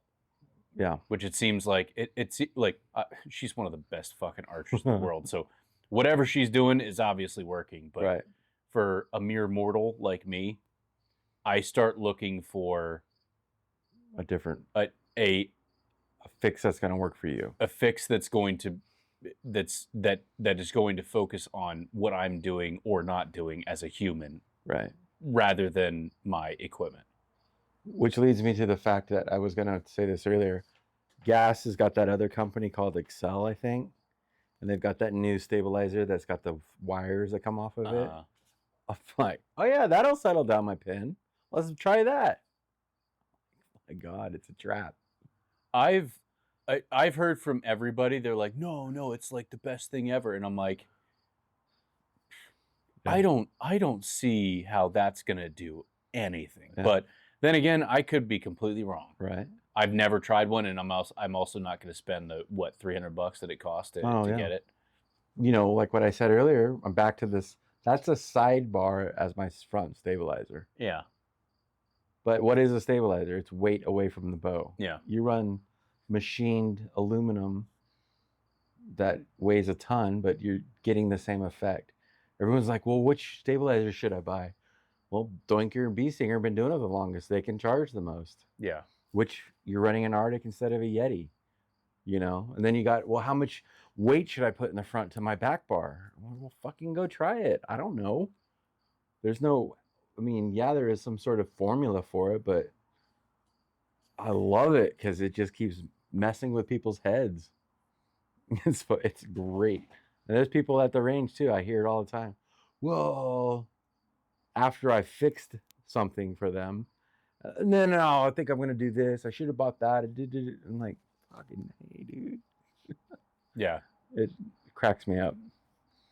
Well, the reason why I did those, and those actually are the ones I had on this bow were originally the ones that I built for my Hoyt, and those were actually pretty heavy. Right. But these are super, like the aluminum, like there's a lot of machined off of that. Yeah.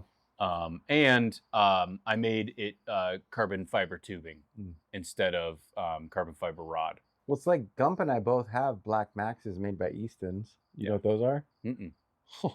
The donkey apparatuses. I mean, he's got the longer one. I got the shorter one. They were great because we bought them back in the day.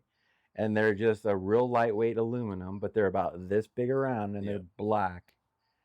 And it's called the Black Max, and we bought them because that was the thing to do. Speaking of like things that they used to do, they used to take carbon arrows, and then they have an end cap, and the middle section, and then this cap with the screw in it, and then you move this along to make your bow balance out for you. Yeah.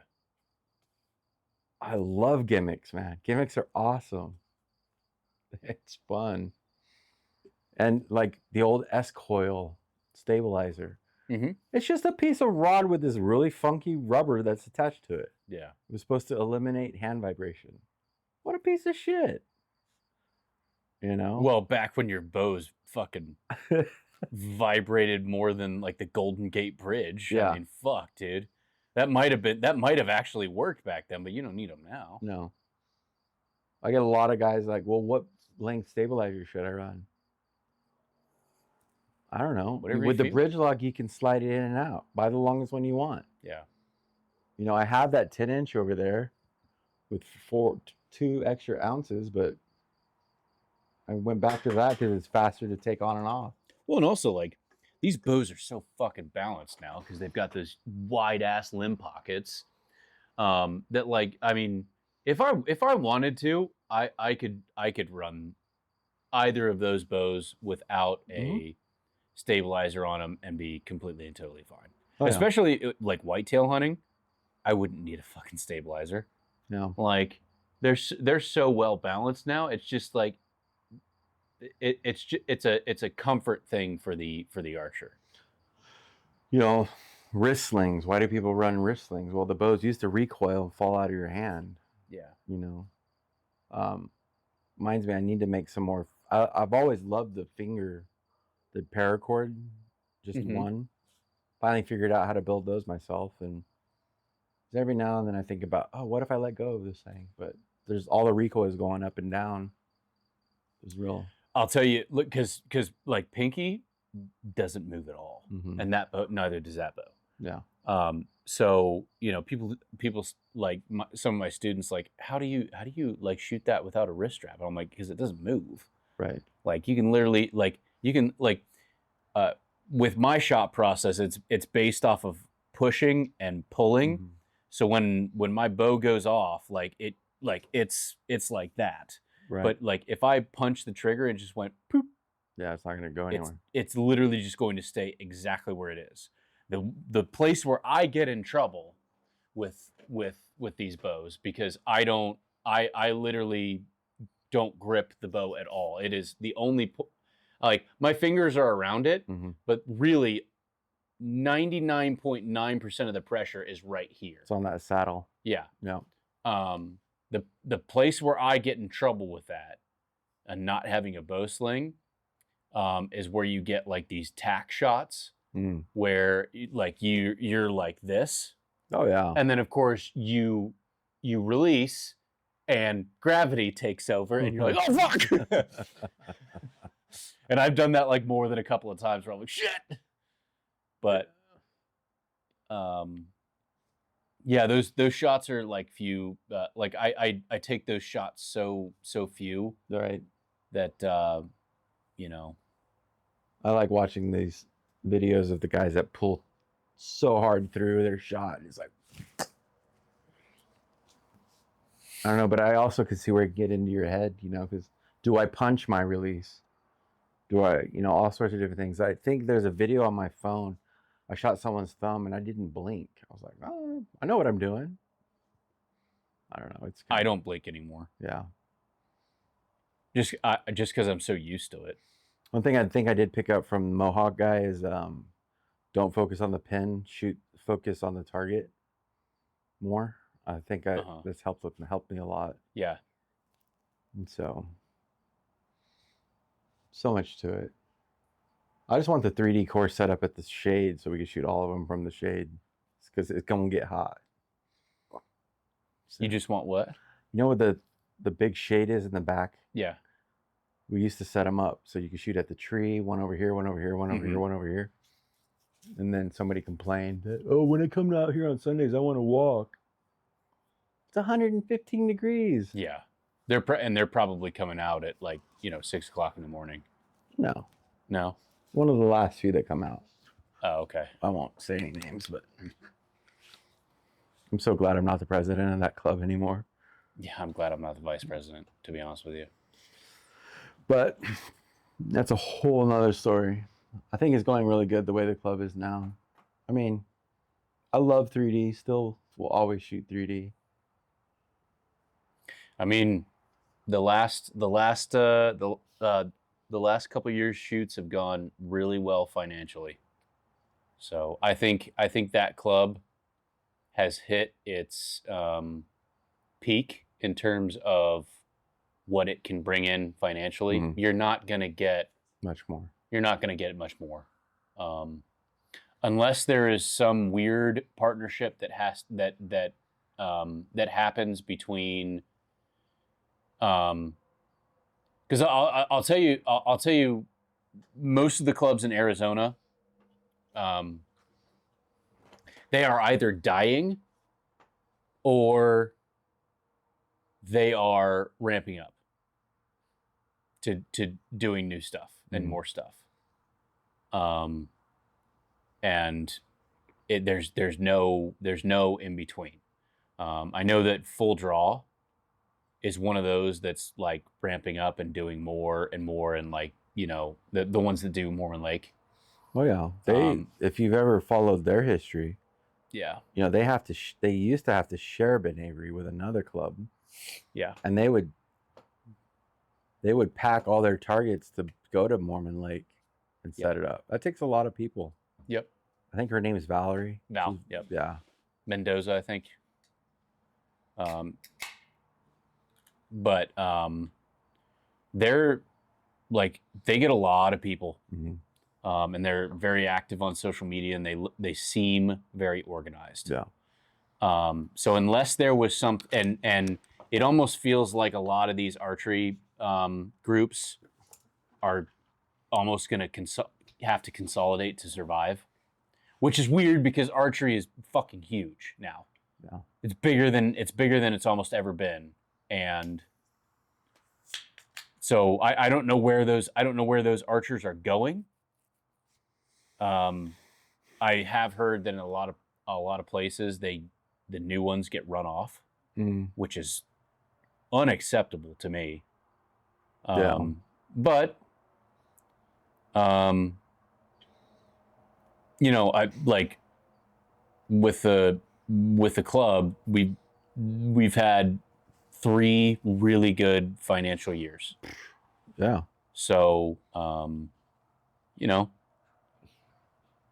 It's a club. That's all we're gonna say. It's a club. You're gonna have drama. You're gonna have this. You're gonna have that. But there was times where Keith and I kept it. We kept it through that lull period. And I think that's why when someone finally said, "Well, we're gonna do it. We're taking over," I'm like, "Have it." I want to be a regular person that just rolls up and shoots. Yep. Sounds bad for saying that, but amount of energy the worst part is like I've lost track of all those years. Not that I lost track. I had a blast doing it, but think back, like, how long have I been shooting? Yeah. Since 2005. So that's now 20 years. Yep. And people are like, why don't you hunt? I'm like, I love the sport of archery. You're not a hunter. Who gives a fuck? Hunting is just an added benefit. Well, yeah, but it's like, to me, hunting is a different thing, like, entirely. Mm-hmm. And it's a huge, like, undertaking. Like, when you think about, like, financially all the shit that you need, dude.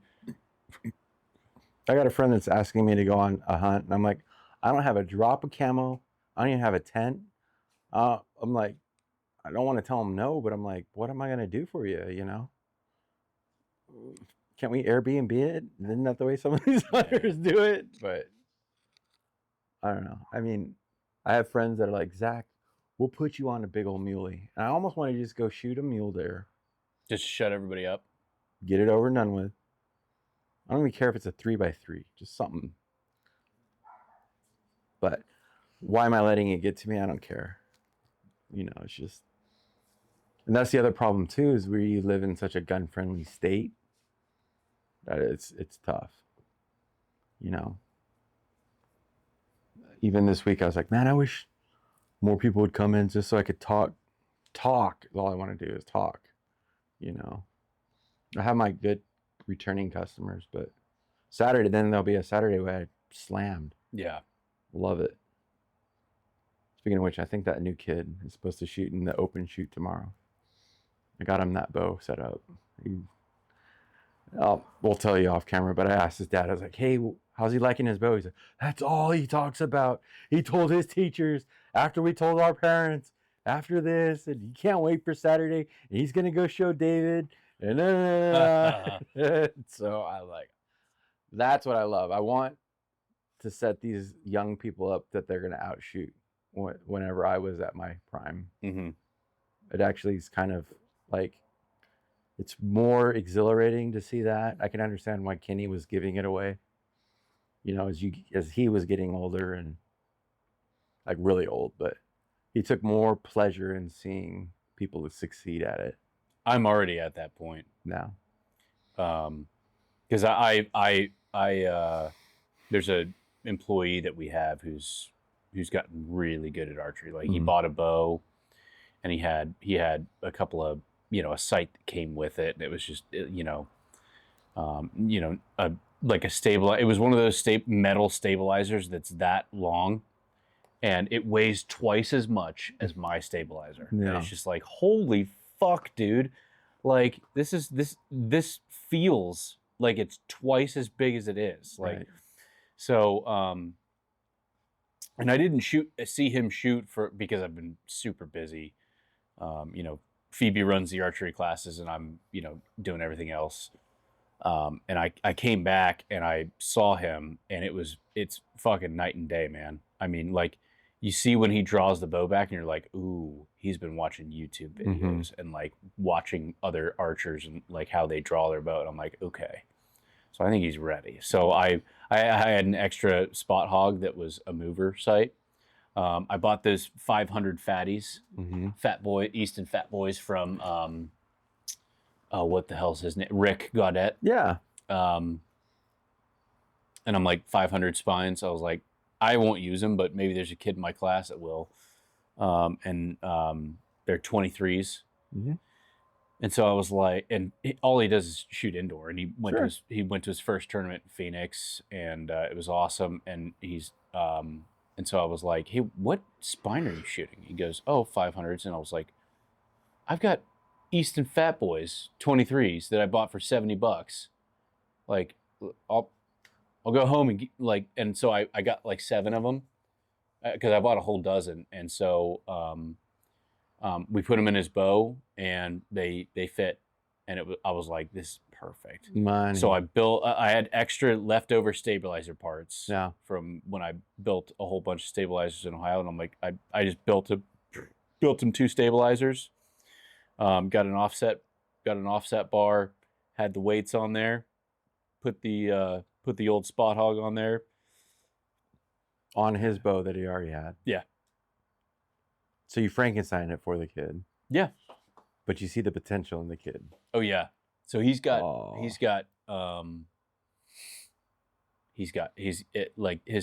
stabilizer length is now like 25 inches coming out the front, and like he's got like a 15-incher come off the back. So it's a little bit shorter than Pinky's, but and of course, like the thing is I was like, I warned him, I was like, listen, we'll put the stabilizers on there, and like your pin will slow right the fuck down. You will notice a difference, but also you're gonna notice a difference in the shoulder, buddy. It's gonna get real heavy before anything happens. So right. he shot it. He's like, yeah, it was really heavy. I'm getting tired, and I'm like, yeah. I'm just like, I'm like, keep going. There's no free lunches, but eventually, like he progressed a lot within the last 7 months. So I mean, his first couple of his first next few months is going to be getting used to the weight. But after that, he'll be fine. And he's going to stick with it, you think? Oh, yeah. Is he like a teenager? Mm-mm. No. Oh, okay. No, he's in his 20s. Cool. So that's awesome. That's way cool. But yeah, I mean, he's gonna have so much gratitude too for it, you know. Because sometimes buying the best of the best, like you and I have the luxury of shooting top of the line, state of the art stuff. But with him, he's gonna cut his teeth on it. He's gonna learn so much of the basics and everything. That's why I tell a lot of people too, is like, if you come to the range, you better bring boots, and I mean it figuratively, because we're gonna bash the shit out of you for what brand you shoot. But if you can Nike up and get over the fact that you're being friendly hazed, yeah, and then you start whipping their asses, then you're gonna be able to go, yeah, motherfuckers. That's when it's fun. Because there's nothing better than saying pull, shoot, explode, or don't. Where Hoyt yourself came from? That old Bob Kelly. He's killed more elk than we'll ever see. Yeah. I still haven't figured out a nickname for Matthews. Of course, you're an elitist because you shoot an elite. All that's just good fun ribbing. What have we come up with one for Gump yet? For his expedition? Yeah. Ooh, and it's green. We can call it Gumby. Gumby's Expedition. I don't know. Kick that one around for a while. Gumpy's Explosion. I hope that thing don't blow up. Yeah. No, it's a nice bow. And which is weird too, coming from that brand. Yep.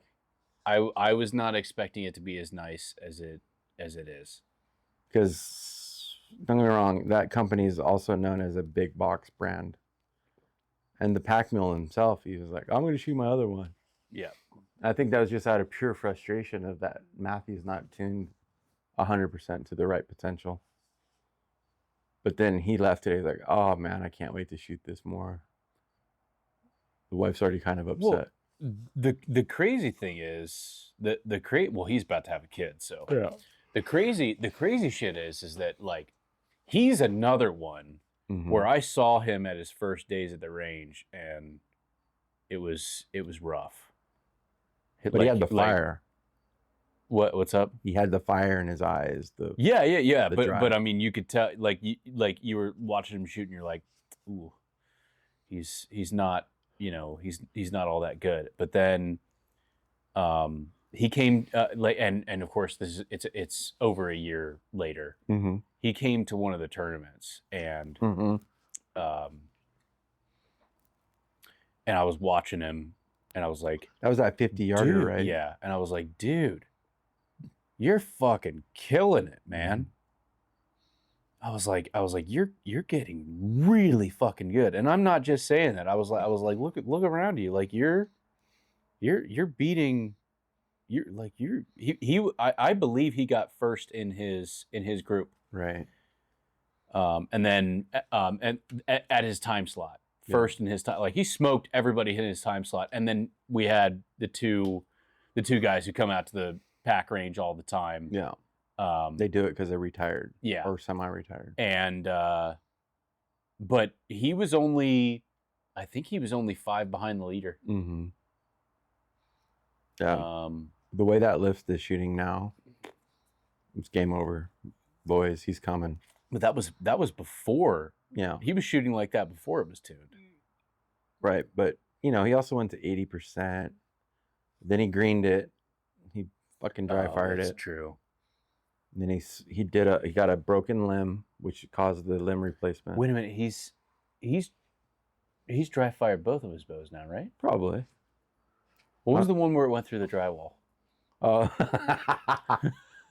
I love that story. I actually made him pull it up the other day. Was that his expedition? No, it was the lift because he went out and got an Epsilon on his own. Oh, really? Dude, I watched it again the other day. Full draw, and he's got his ring video on. And let alone, he's 70 pounds, and he pulls it away this far to look at the timing. And blam! Didn't he go, no? All I remember is I got a text message, and it was the perfect bullet hole in the sheetrock. And I'm like, you're not supposed to paper tune through sheetrock.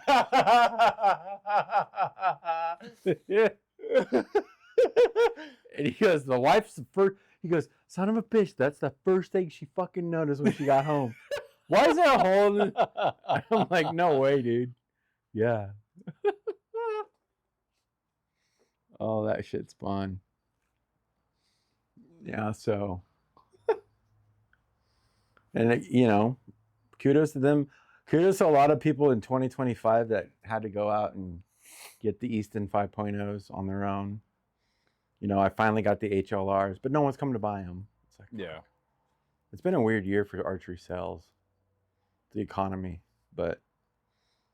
Do you know what's going on with Gold Tip? Rumors. They're trying to go... They're looking to get bought by like a corporate, I think, is last really? I heard. So that's one of those aces I keep in the back of my pocket because, Gold Tip builds a great arrow. Yeah. Always has. I just was shady there because I couldn't get a hold of a rep, and I couldn't get a hold of anyone in customer service. But once I finally got a rep, it all went back to normal. Okay. And then I talked to a rep that works for another company that used to work for a company and kind of slid the information about what they're looking to do. And it's one of those, Elite did the same thing. For a minute there, you couldn't get Elites at a pro shop. Yeah. So now they're big corporate, Winner's Choice Win corporate. They're all part of that group. The outdoor group. Yeah. Which is why, like, the boss man asked me about, how do you pronounce that arrow? Ultra. Yeah. Did Gump say he's heard about them and like someone tried to get him to pick them up? I don't remember, but no, I saw them before Levi Morgan switched to them, just because I was like, oh, it's interesting. I've never heard of this company before. And then Levi Morgan, I think it was like 2 days later after I found them, that Levi Morgan switched on. I was like, oh, I literally just saw this company. Right. And then they just fucking blew up, of course. So on that same note, like UltraView went to that, what is the diameter? No one can afford these arrows. They're so expensive. But they're even a different diameter. So they're not 4, they're not 5. Really? I didn't know all that. I think they're 4.5. And then anyway, they're 200 and something bucks for 6 of them. Yeah. And they happen to be built with the uber most thing back to that carbon weave, but they're built by Victory. Yeah. Okay. So the HLR is not as woven. And the price is high. So anyway, he's like, "Hey, have you heard of this brand?" And I just kind of rambled off. Yeah, it probably is. Victory makes them, and then this company's labeling them and then selling them. And that's when I texted you. But I was trying to Google it in between customers. I was like, "Oh, Carbon Tech," Yeah. which was one of those days back in the Lancaster catalogs. They had the Cheetah, and it was the lightest carbon arrow that you could find. And we were all scared to buy them because we're like, they're gonna break when we shoot them. And now it turns out we've come full circle, and everyone's going back to that ultralight carbon for speed.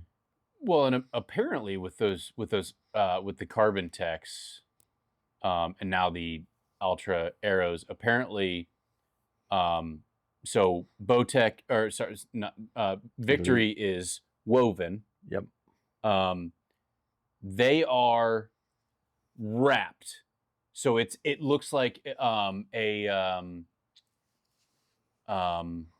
spirally it's spirally wrapped. So it looks like the paper towel. What do you call that thing? The core, the cardboard core, where it's got the spiral. Yeah. Apparently, that's the way that is wrapped. So that's why they have that like no spine technology, where you're just like, what the fuck do you mean it doesn't have a spine? Or spine alignment. Or yeah, spine alignment. And that's why, because it's wrapped like that. So pulling another old man card, Beeman used to make their arrows that way. Oh, really? The ICS Hunter, great arrow, and it was that spiral look to them. And then Beeman and Easton were like neck and neck. Beeman actually, if you ever ask Ushi, she used to shoot Beemans that were so skinny in carbon that all the inserts were glued onto the outside. The outside. The knock was glued onto the outside, and the outsert was glued onto the outside. I remember one year in Blythe, she shot at a bionic or metal target, missed, and that thing bounced back and flew right back to our feet at 20 yards. We're like, ah! Didn't break. But yeah, so Carbon Tech, and I think I looked at it today, they're out of Phoenix even. So, Ultra or Carbon Tech? Carbon Tech. Okay. Or no, even Ultra. It said like their address was Phoenix. Really? Mm-hmm. No shit. But I never looked at the pricing either, so it's like one more thing. They're competitive. Well, that's why we can't carry Easton, is their demands are too high. Ultra has, because I've looked it all up, because when I was gonna buy fatties, when I was thinking about fatties, I looked at them really hard.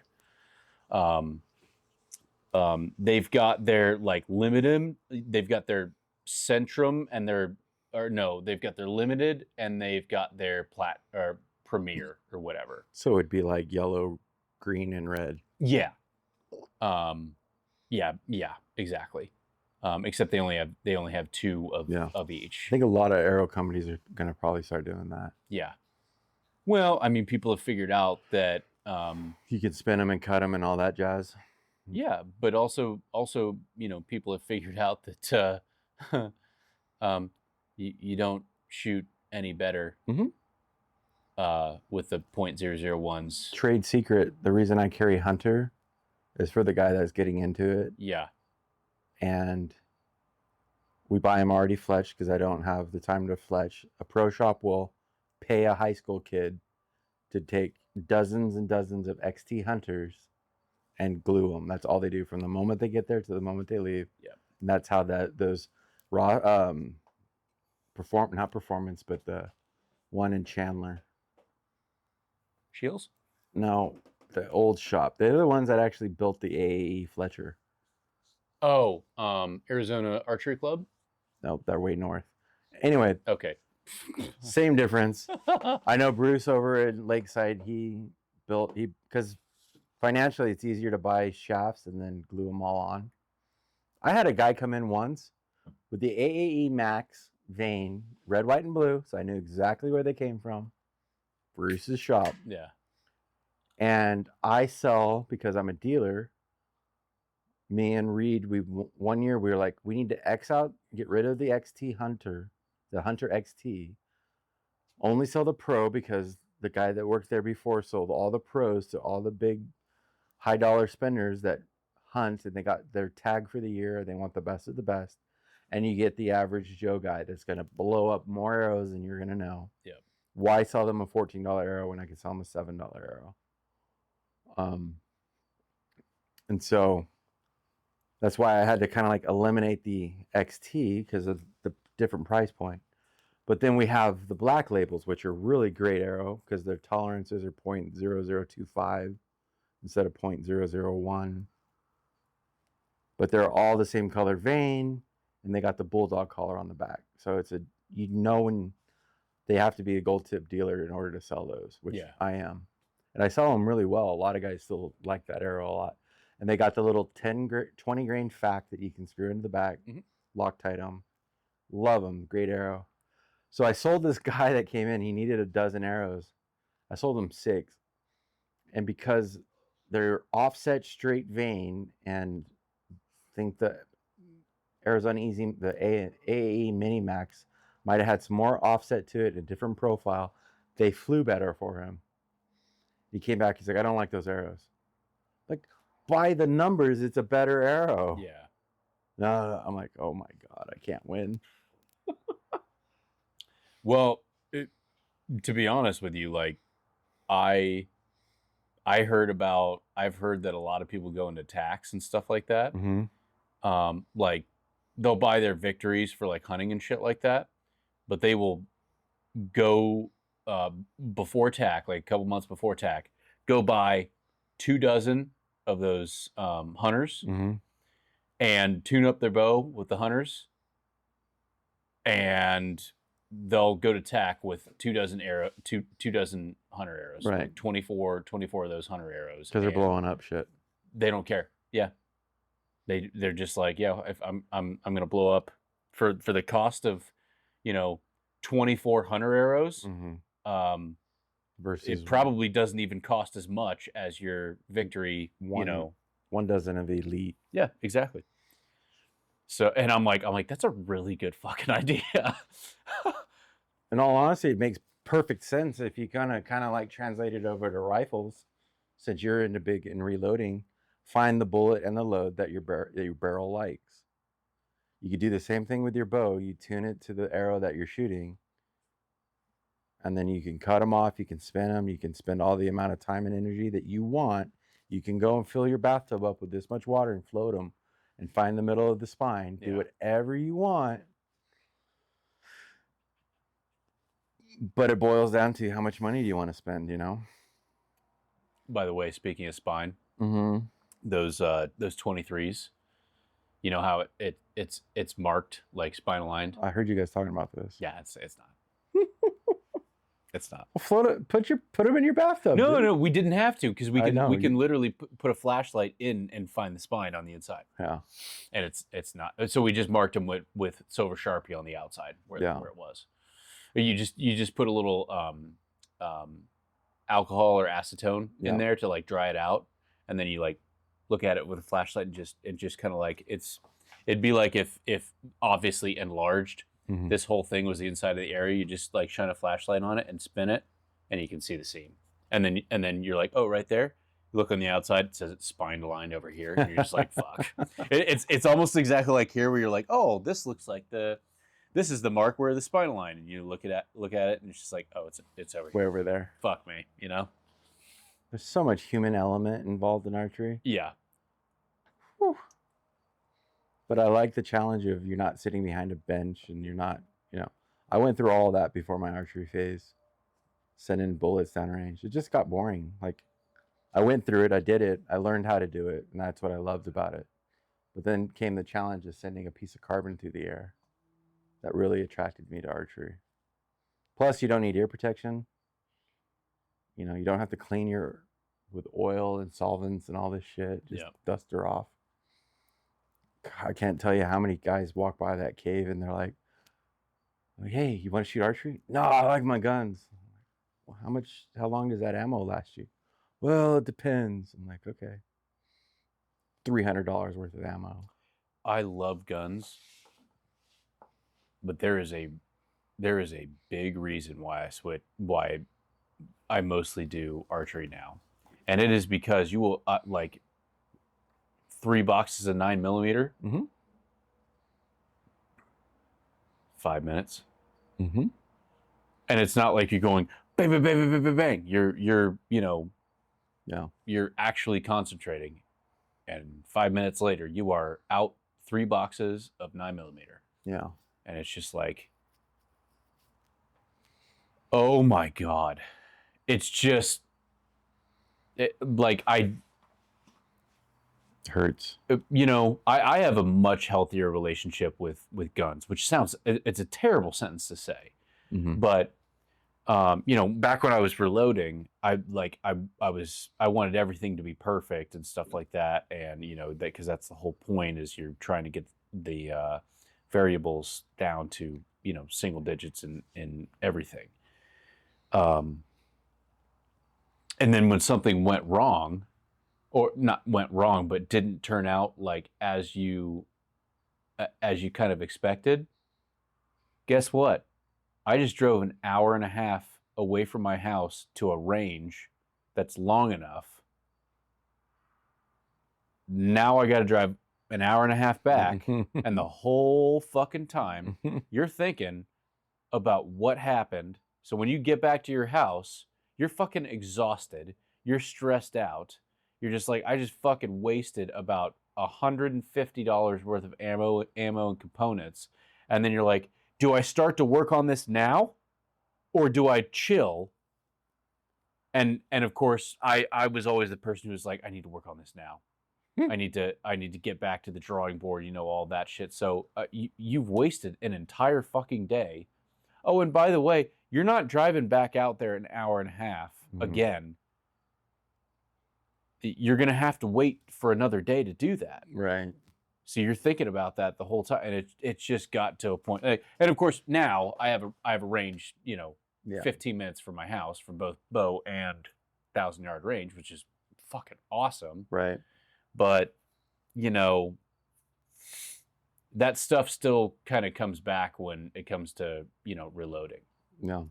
I do hand it off to the guys that shoot IPSC or practical shooting. Yeah. Those guys, I mean, I did ask someone once, what does it cost to shoot?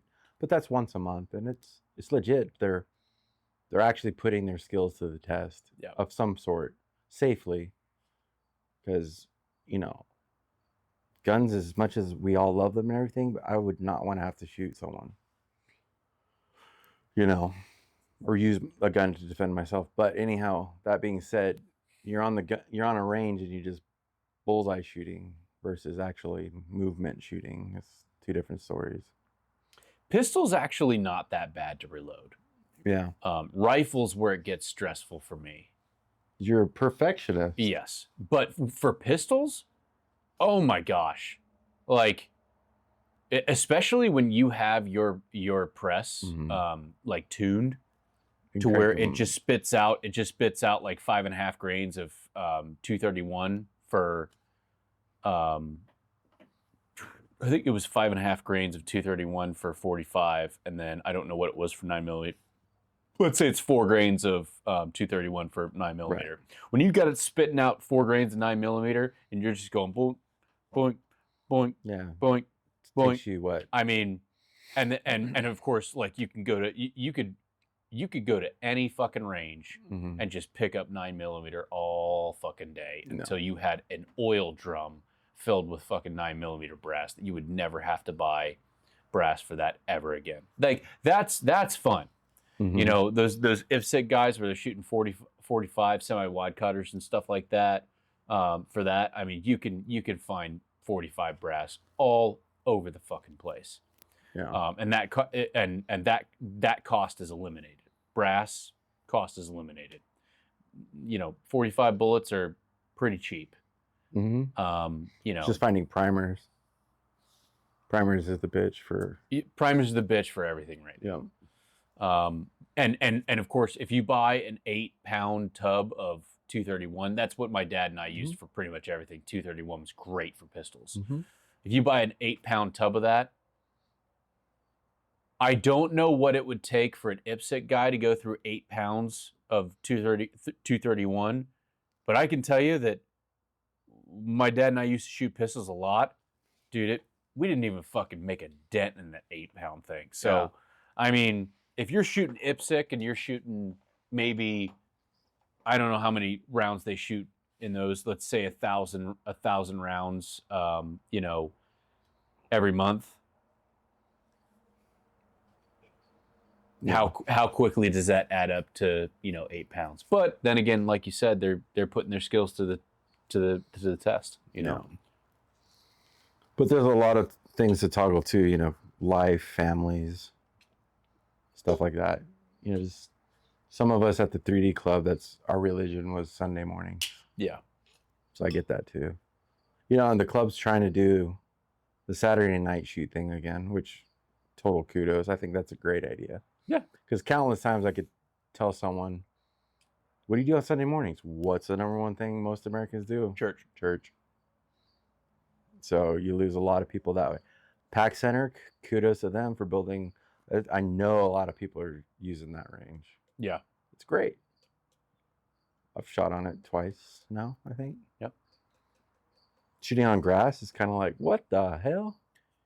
We did get the grant for the shade structure. That's cool.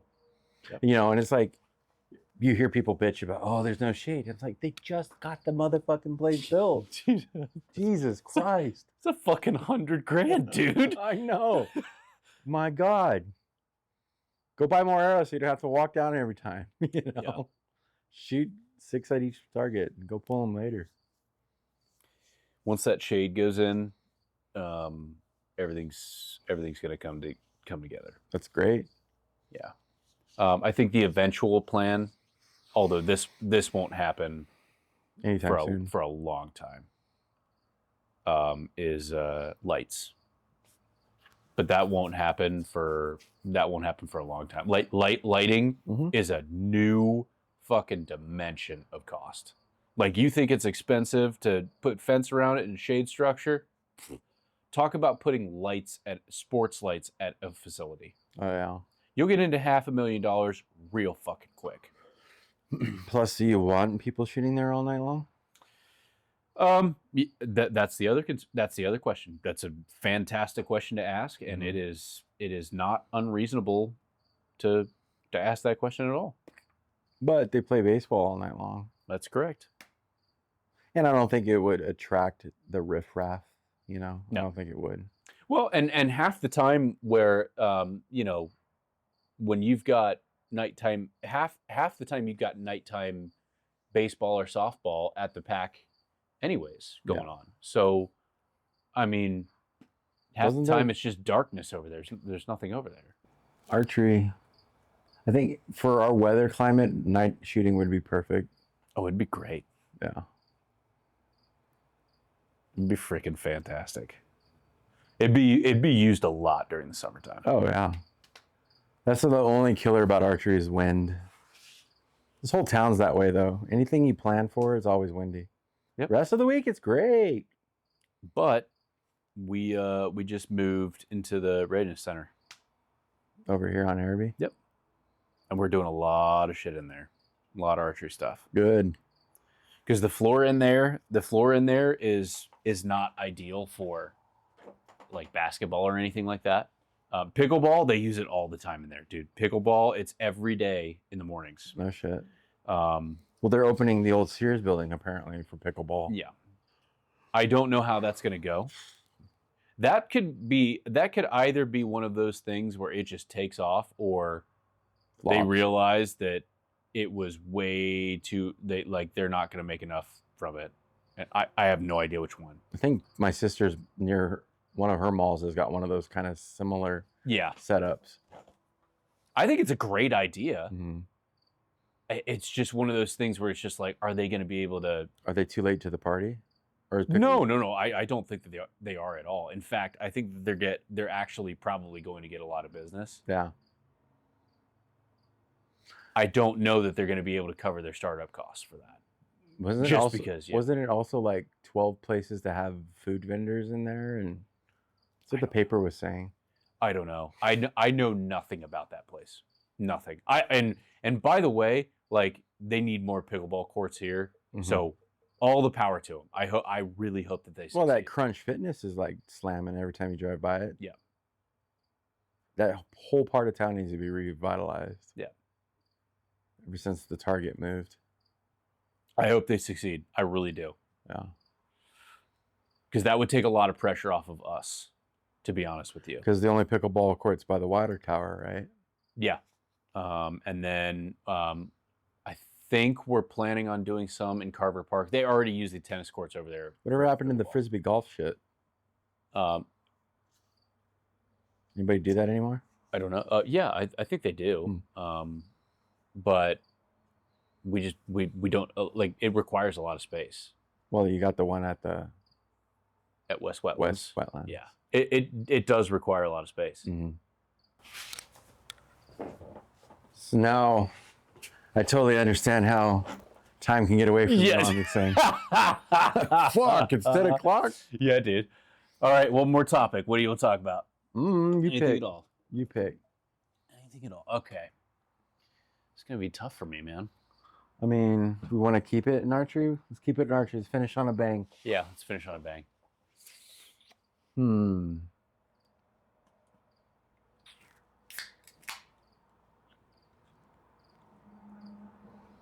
Fuck.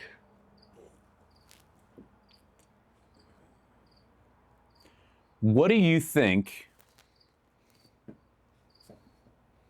using your powers of deduction and also your insider knowledge of the industry, what do you think is going to be the next thing that either gets the new craze treatment or the next thing that people are going to start working on to revolutionize stuff?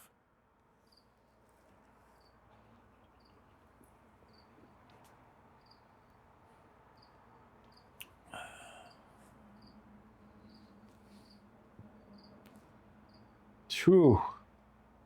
What can we do? Well, because we're almost done with the adjustability, the tunability. The only company that's left to do is Hoyt. which is so ironic because they went to that modular system. Yeah. But at what point is too much adjustability too much?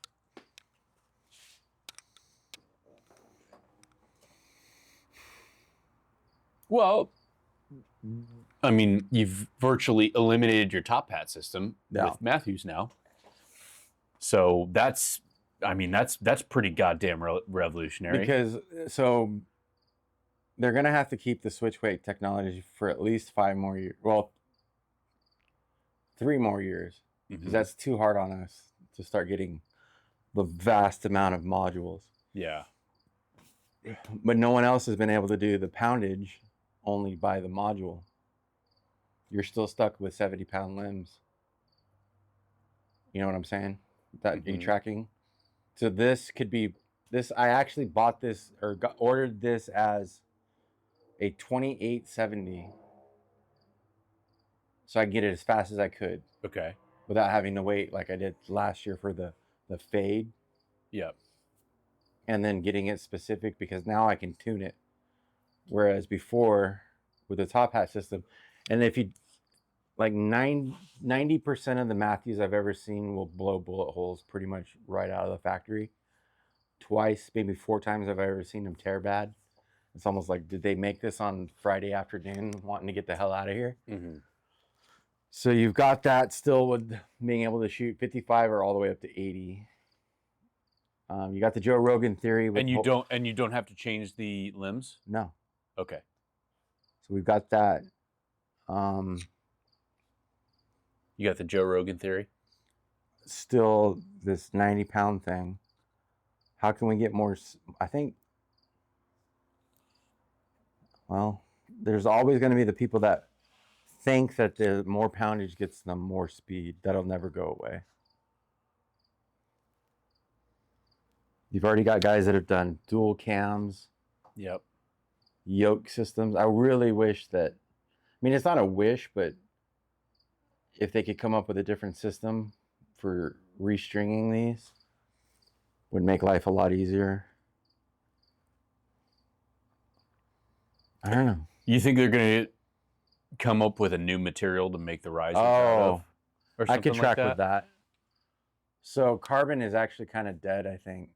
I agree, because they've figured out that magnesium Mm-hmm. is actually lighter, like a magnesium alloy.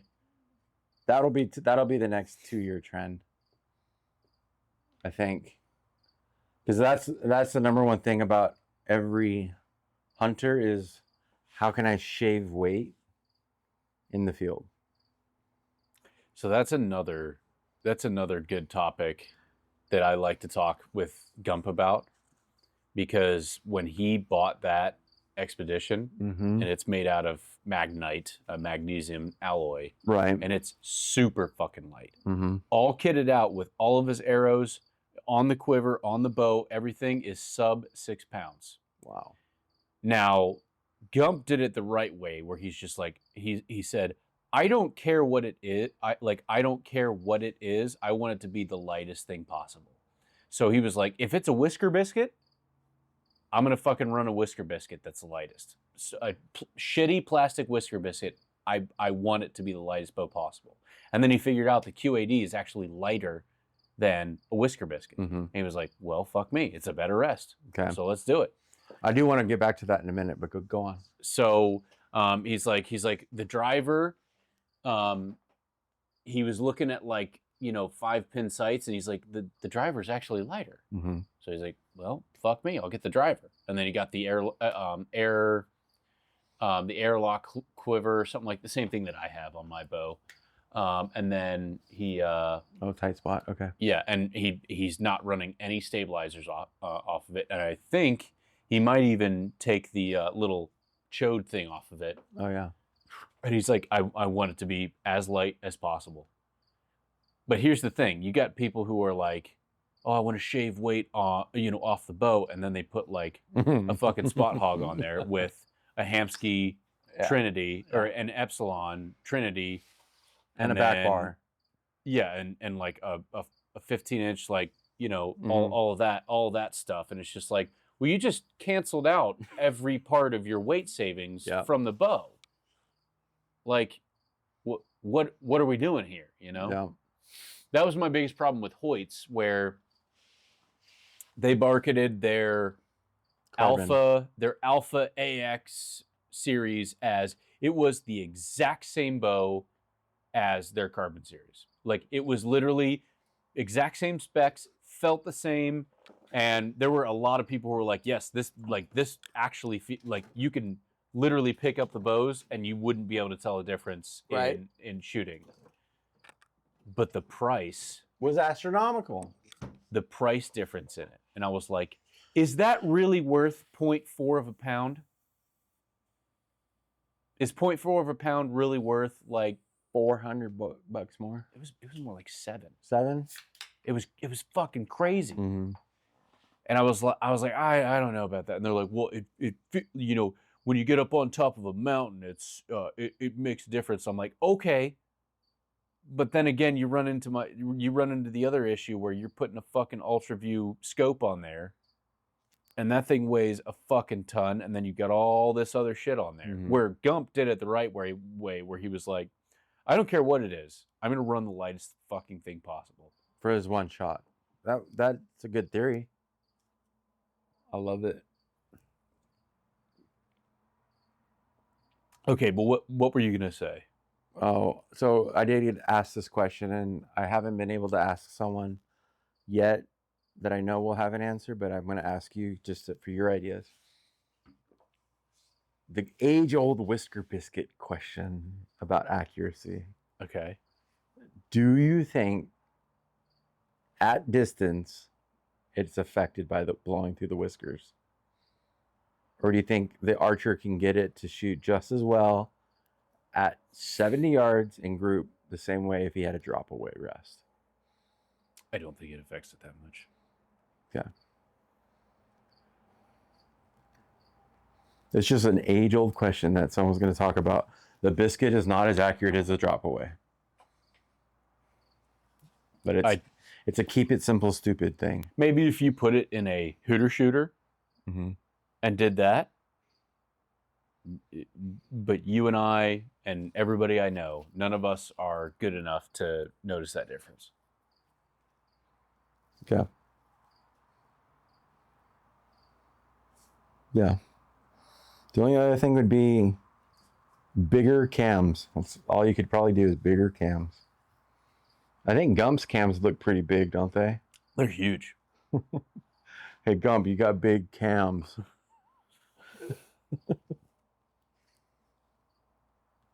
I don't know. I think they're gonna try to start coming up with materials that are lighter. Yeah, carbon bows. I remember shooting a carbon PSE back when they first came out. I thought the bow wanted to keep going with the arrow. Like that's how much recoil there was.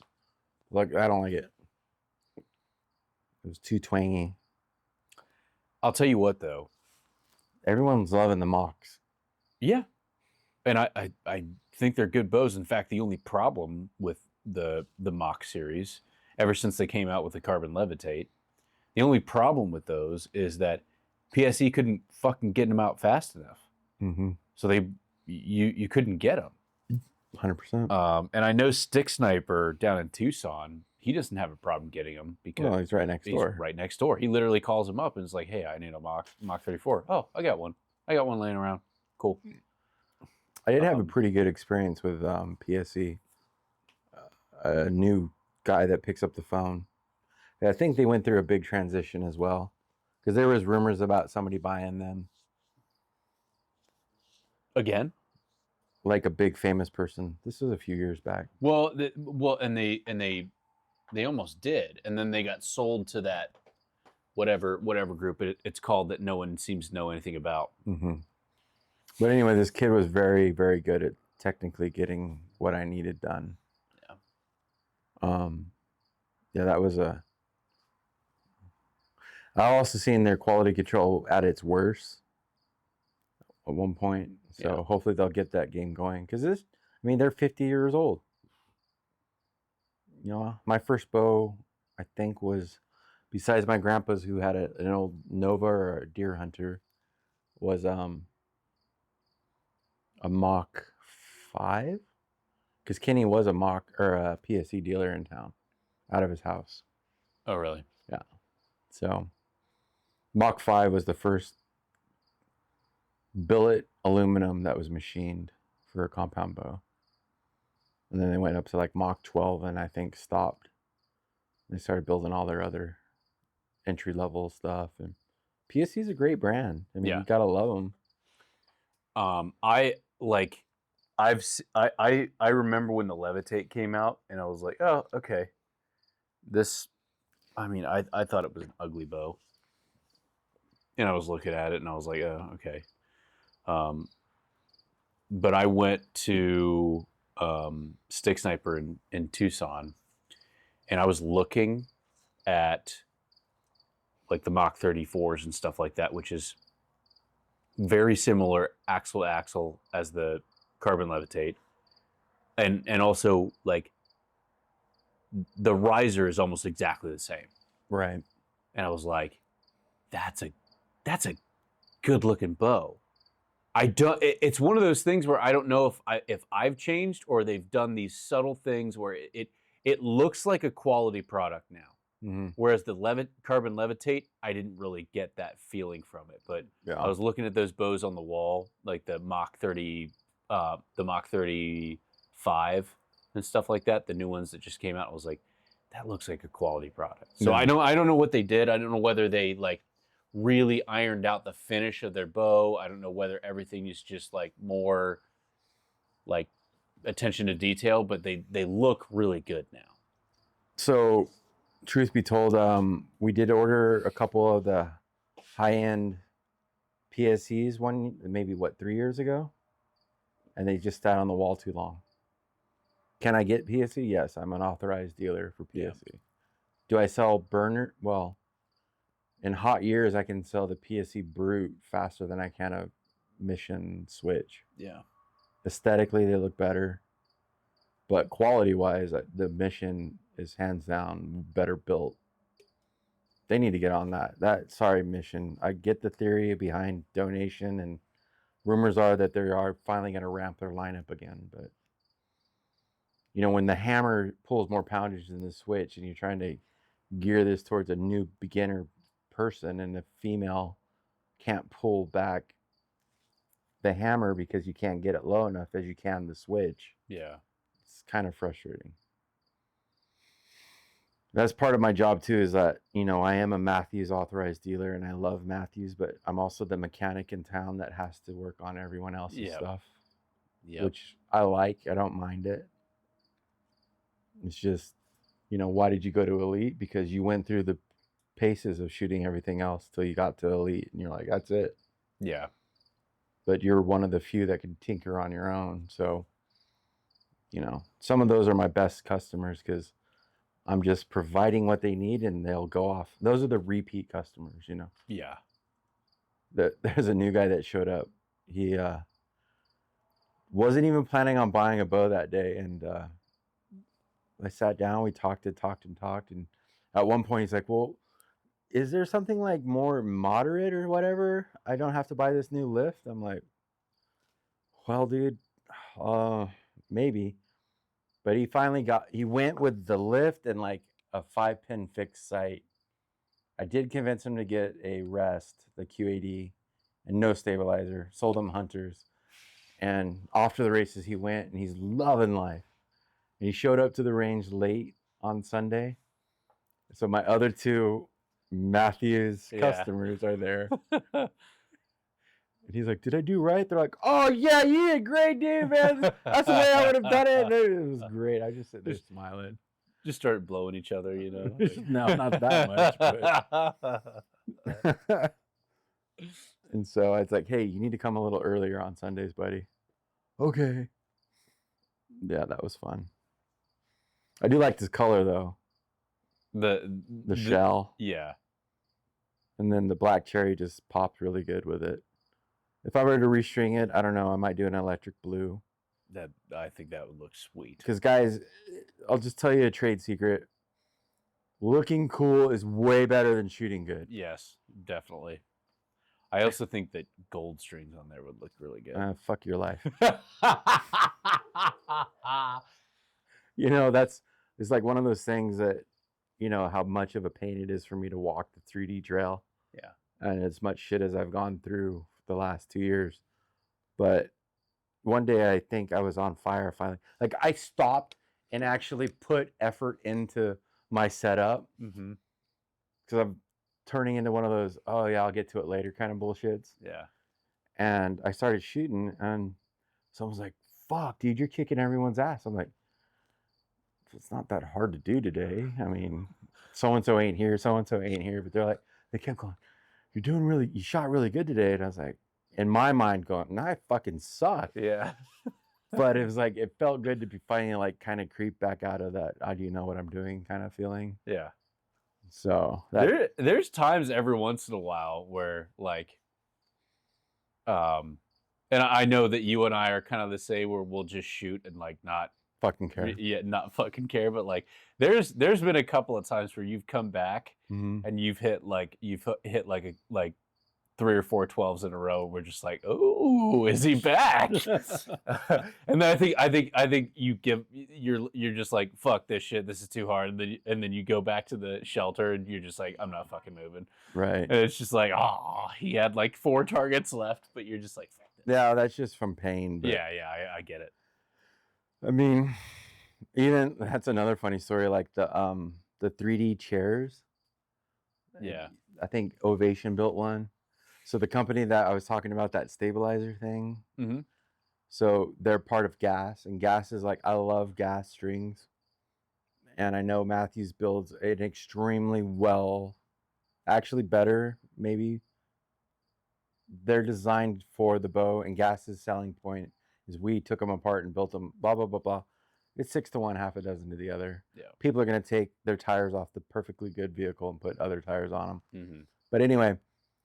That kid, he's like, hey, we built this new, the guy that I always talk to, we built one of those 3D chairs.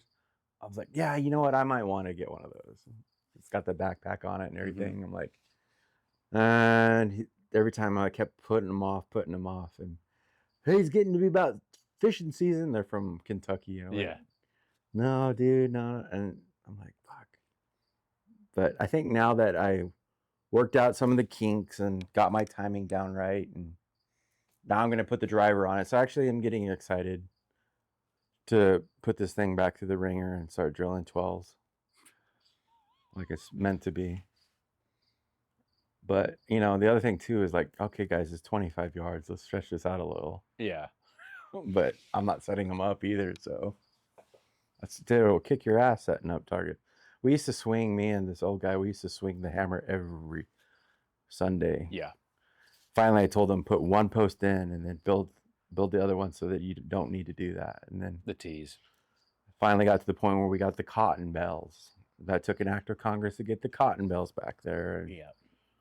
You know, any good effort that you put forward is going to get shot down by somebody.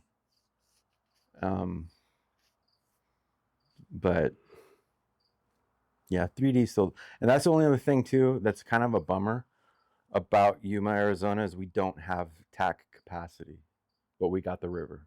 Yep. You know, Bruce from Bow and Arrow, before tack got real big, because if you don't know this, that Bear State Archers, where Bow Disciplines is at, they were in as whatever the Bow Disciples. They got to pay rent for that facility. Yeah. Because they got run out after the Escondido fires. Almost 20 years ago. That's where they went over to Henshaw. Yeah. So now that tack's big, this long distance shooting at small targets and blowing up arrows, I think it's cool. Am I gonna do it? I don't know. That's a lot of money to be flinging sticks. Yeah. But Bruce did say this is when you have Balboa Park and you've got Lake Henshaw, and he, you know, the guy is strapped. He can't make it to every shoot, but I did hear him once say, you know, Yuma's got the river trail. I was like, oh, that made me feel good. Yeah. That's what walk the trail, hunt the trail is. Yeah. As long as there's not too many people, you know, that you actually get to hunt it.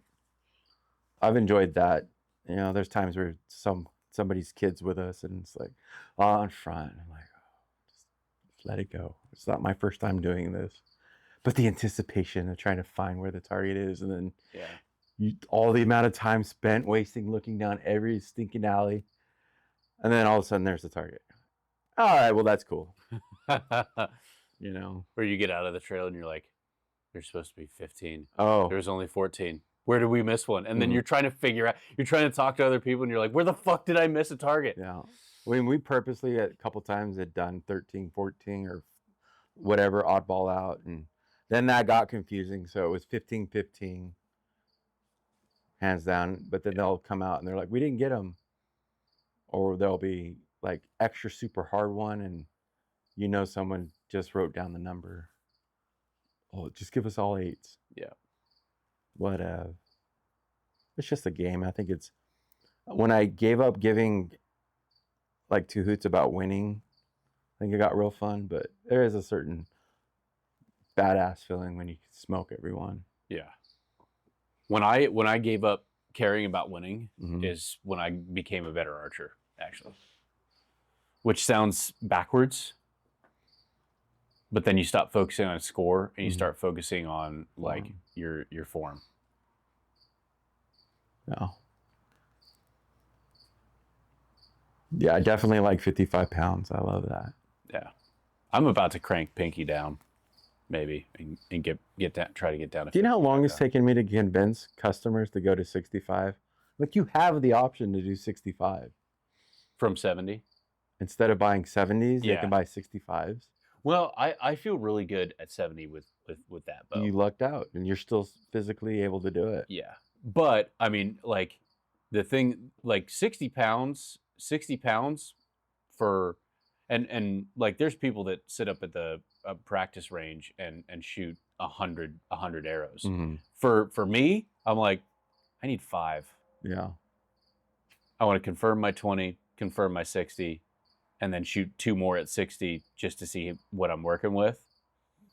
And then I go out to the trail. Yeah. Like that, it's not that much. But you go down to Phoenix and you shoot, you know, a couple of 300 rounds over 2 days. It's a lot of fucking arrows, dude. No. And 60 pounds, which feels great. 60 pounds after 120 arrows, plus you're shooting all of the, you know, you're shooting all of the practice ends and stuff like that. Like that, 60 pounds starts to feel like a lot. So it's one of those things where it's just like, I wonder if cranking it down to 55 would just make things everything better. The ultimate thing would be to be such a good archer that you're shooting at 20 yards and someone else is pulling your arrows for you. That's the epitome of, oh, I've made it. Yeah. Or even compound 50 yard, you know. I hand it to those Olympians that shoot recurve, no peep, 90 meters, 80 meters, no let off. Man, they're machines. Well, did you hear the last Olympics? There was that archer from like Cameroon, random archer that made it from one of those countries where you're just like, where the fuck did they come from? And he's a really good archer, but the problem that happened with him was they've got all the cameras zoomed into basically the 5 ring and up, because no one ever goes outside that, even at those crazy fucking distances. So, and of course, everybody's watching the monitors. So the guy from Cameroon shot, and they didn't see it on the monitor. And they're like, where the fuck did it go? So they're like, afterwards, they're like, oh shit. So everyone's looking around for this arrow, like behind the target, all this shit, you know, shit like that. And then finally somebody goes up to the target and it's like, oh, it's in the 1. Okay, guys, we found it. They spent a whole bunch of time looking for an arrow that they thought didn't hit the target, because all they're focused on is the 5 ring and 5 to 10 ring. And because of all the cameras, like they're like, well, it must have missed the target. No, it just got a 1. That's how fucking good they are. And those fucking South Koreans who just win Olympic medals and then look like they don't give a shit because they're so fucking good. Yeah. Well, that's all they do for a living. Yeah. Like you see Americans win and they're like, yeah. South Korean wins and it's just like, okay, we're done. Okay. Yeah. Are you ready to get the fuck out of here, dude? I just realized I got to work again tomorrow. I got to work tomorrow too. It's all right. So, well, that's a wrap. Buddy, it's been a pleasure. Thank you. It's been fun. I knew this was going to be a banger, man. Yeah. A banger. As many times as you and I have sat behind the cameras, now we're in front of it. I know. love it. I'm even like, do I hire David for that course I'm in? I'm like, no, I'm supposed to do it by myself. I'm like, I know all the inside tricks. That it? That's it, buddy. Oh, give me a hug for the camera. Love you, buddy. Love you.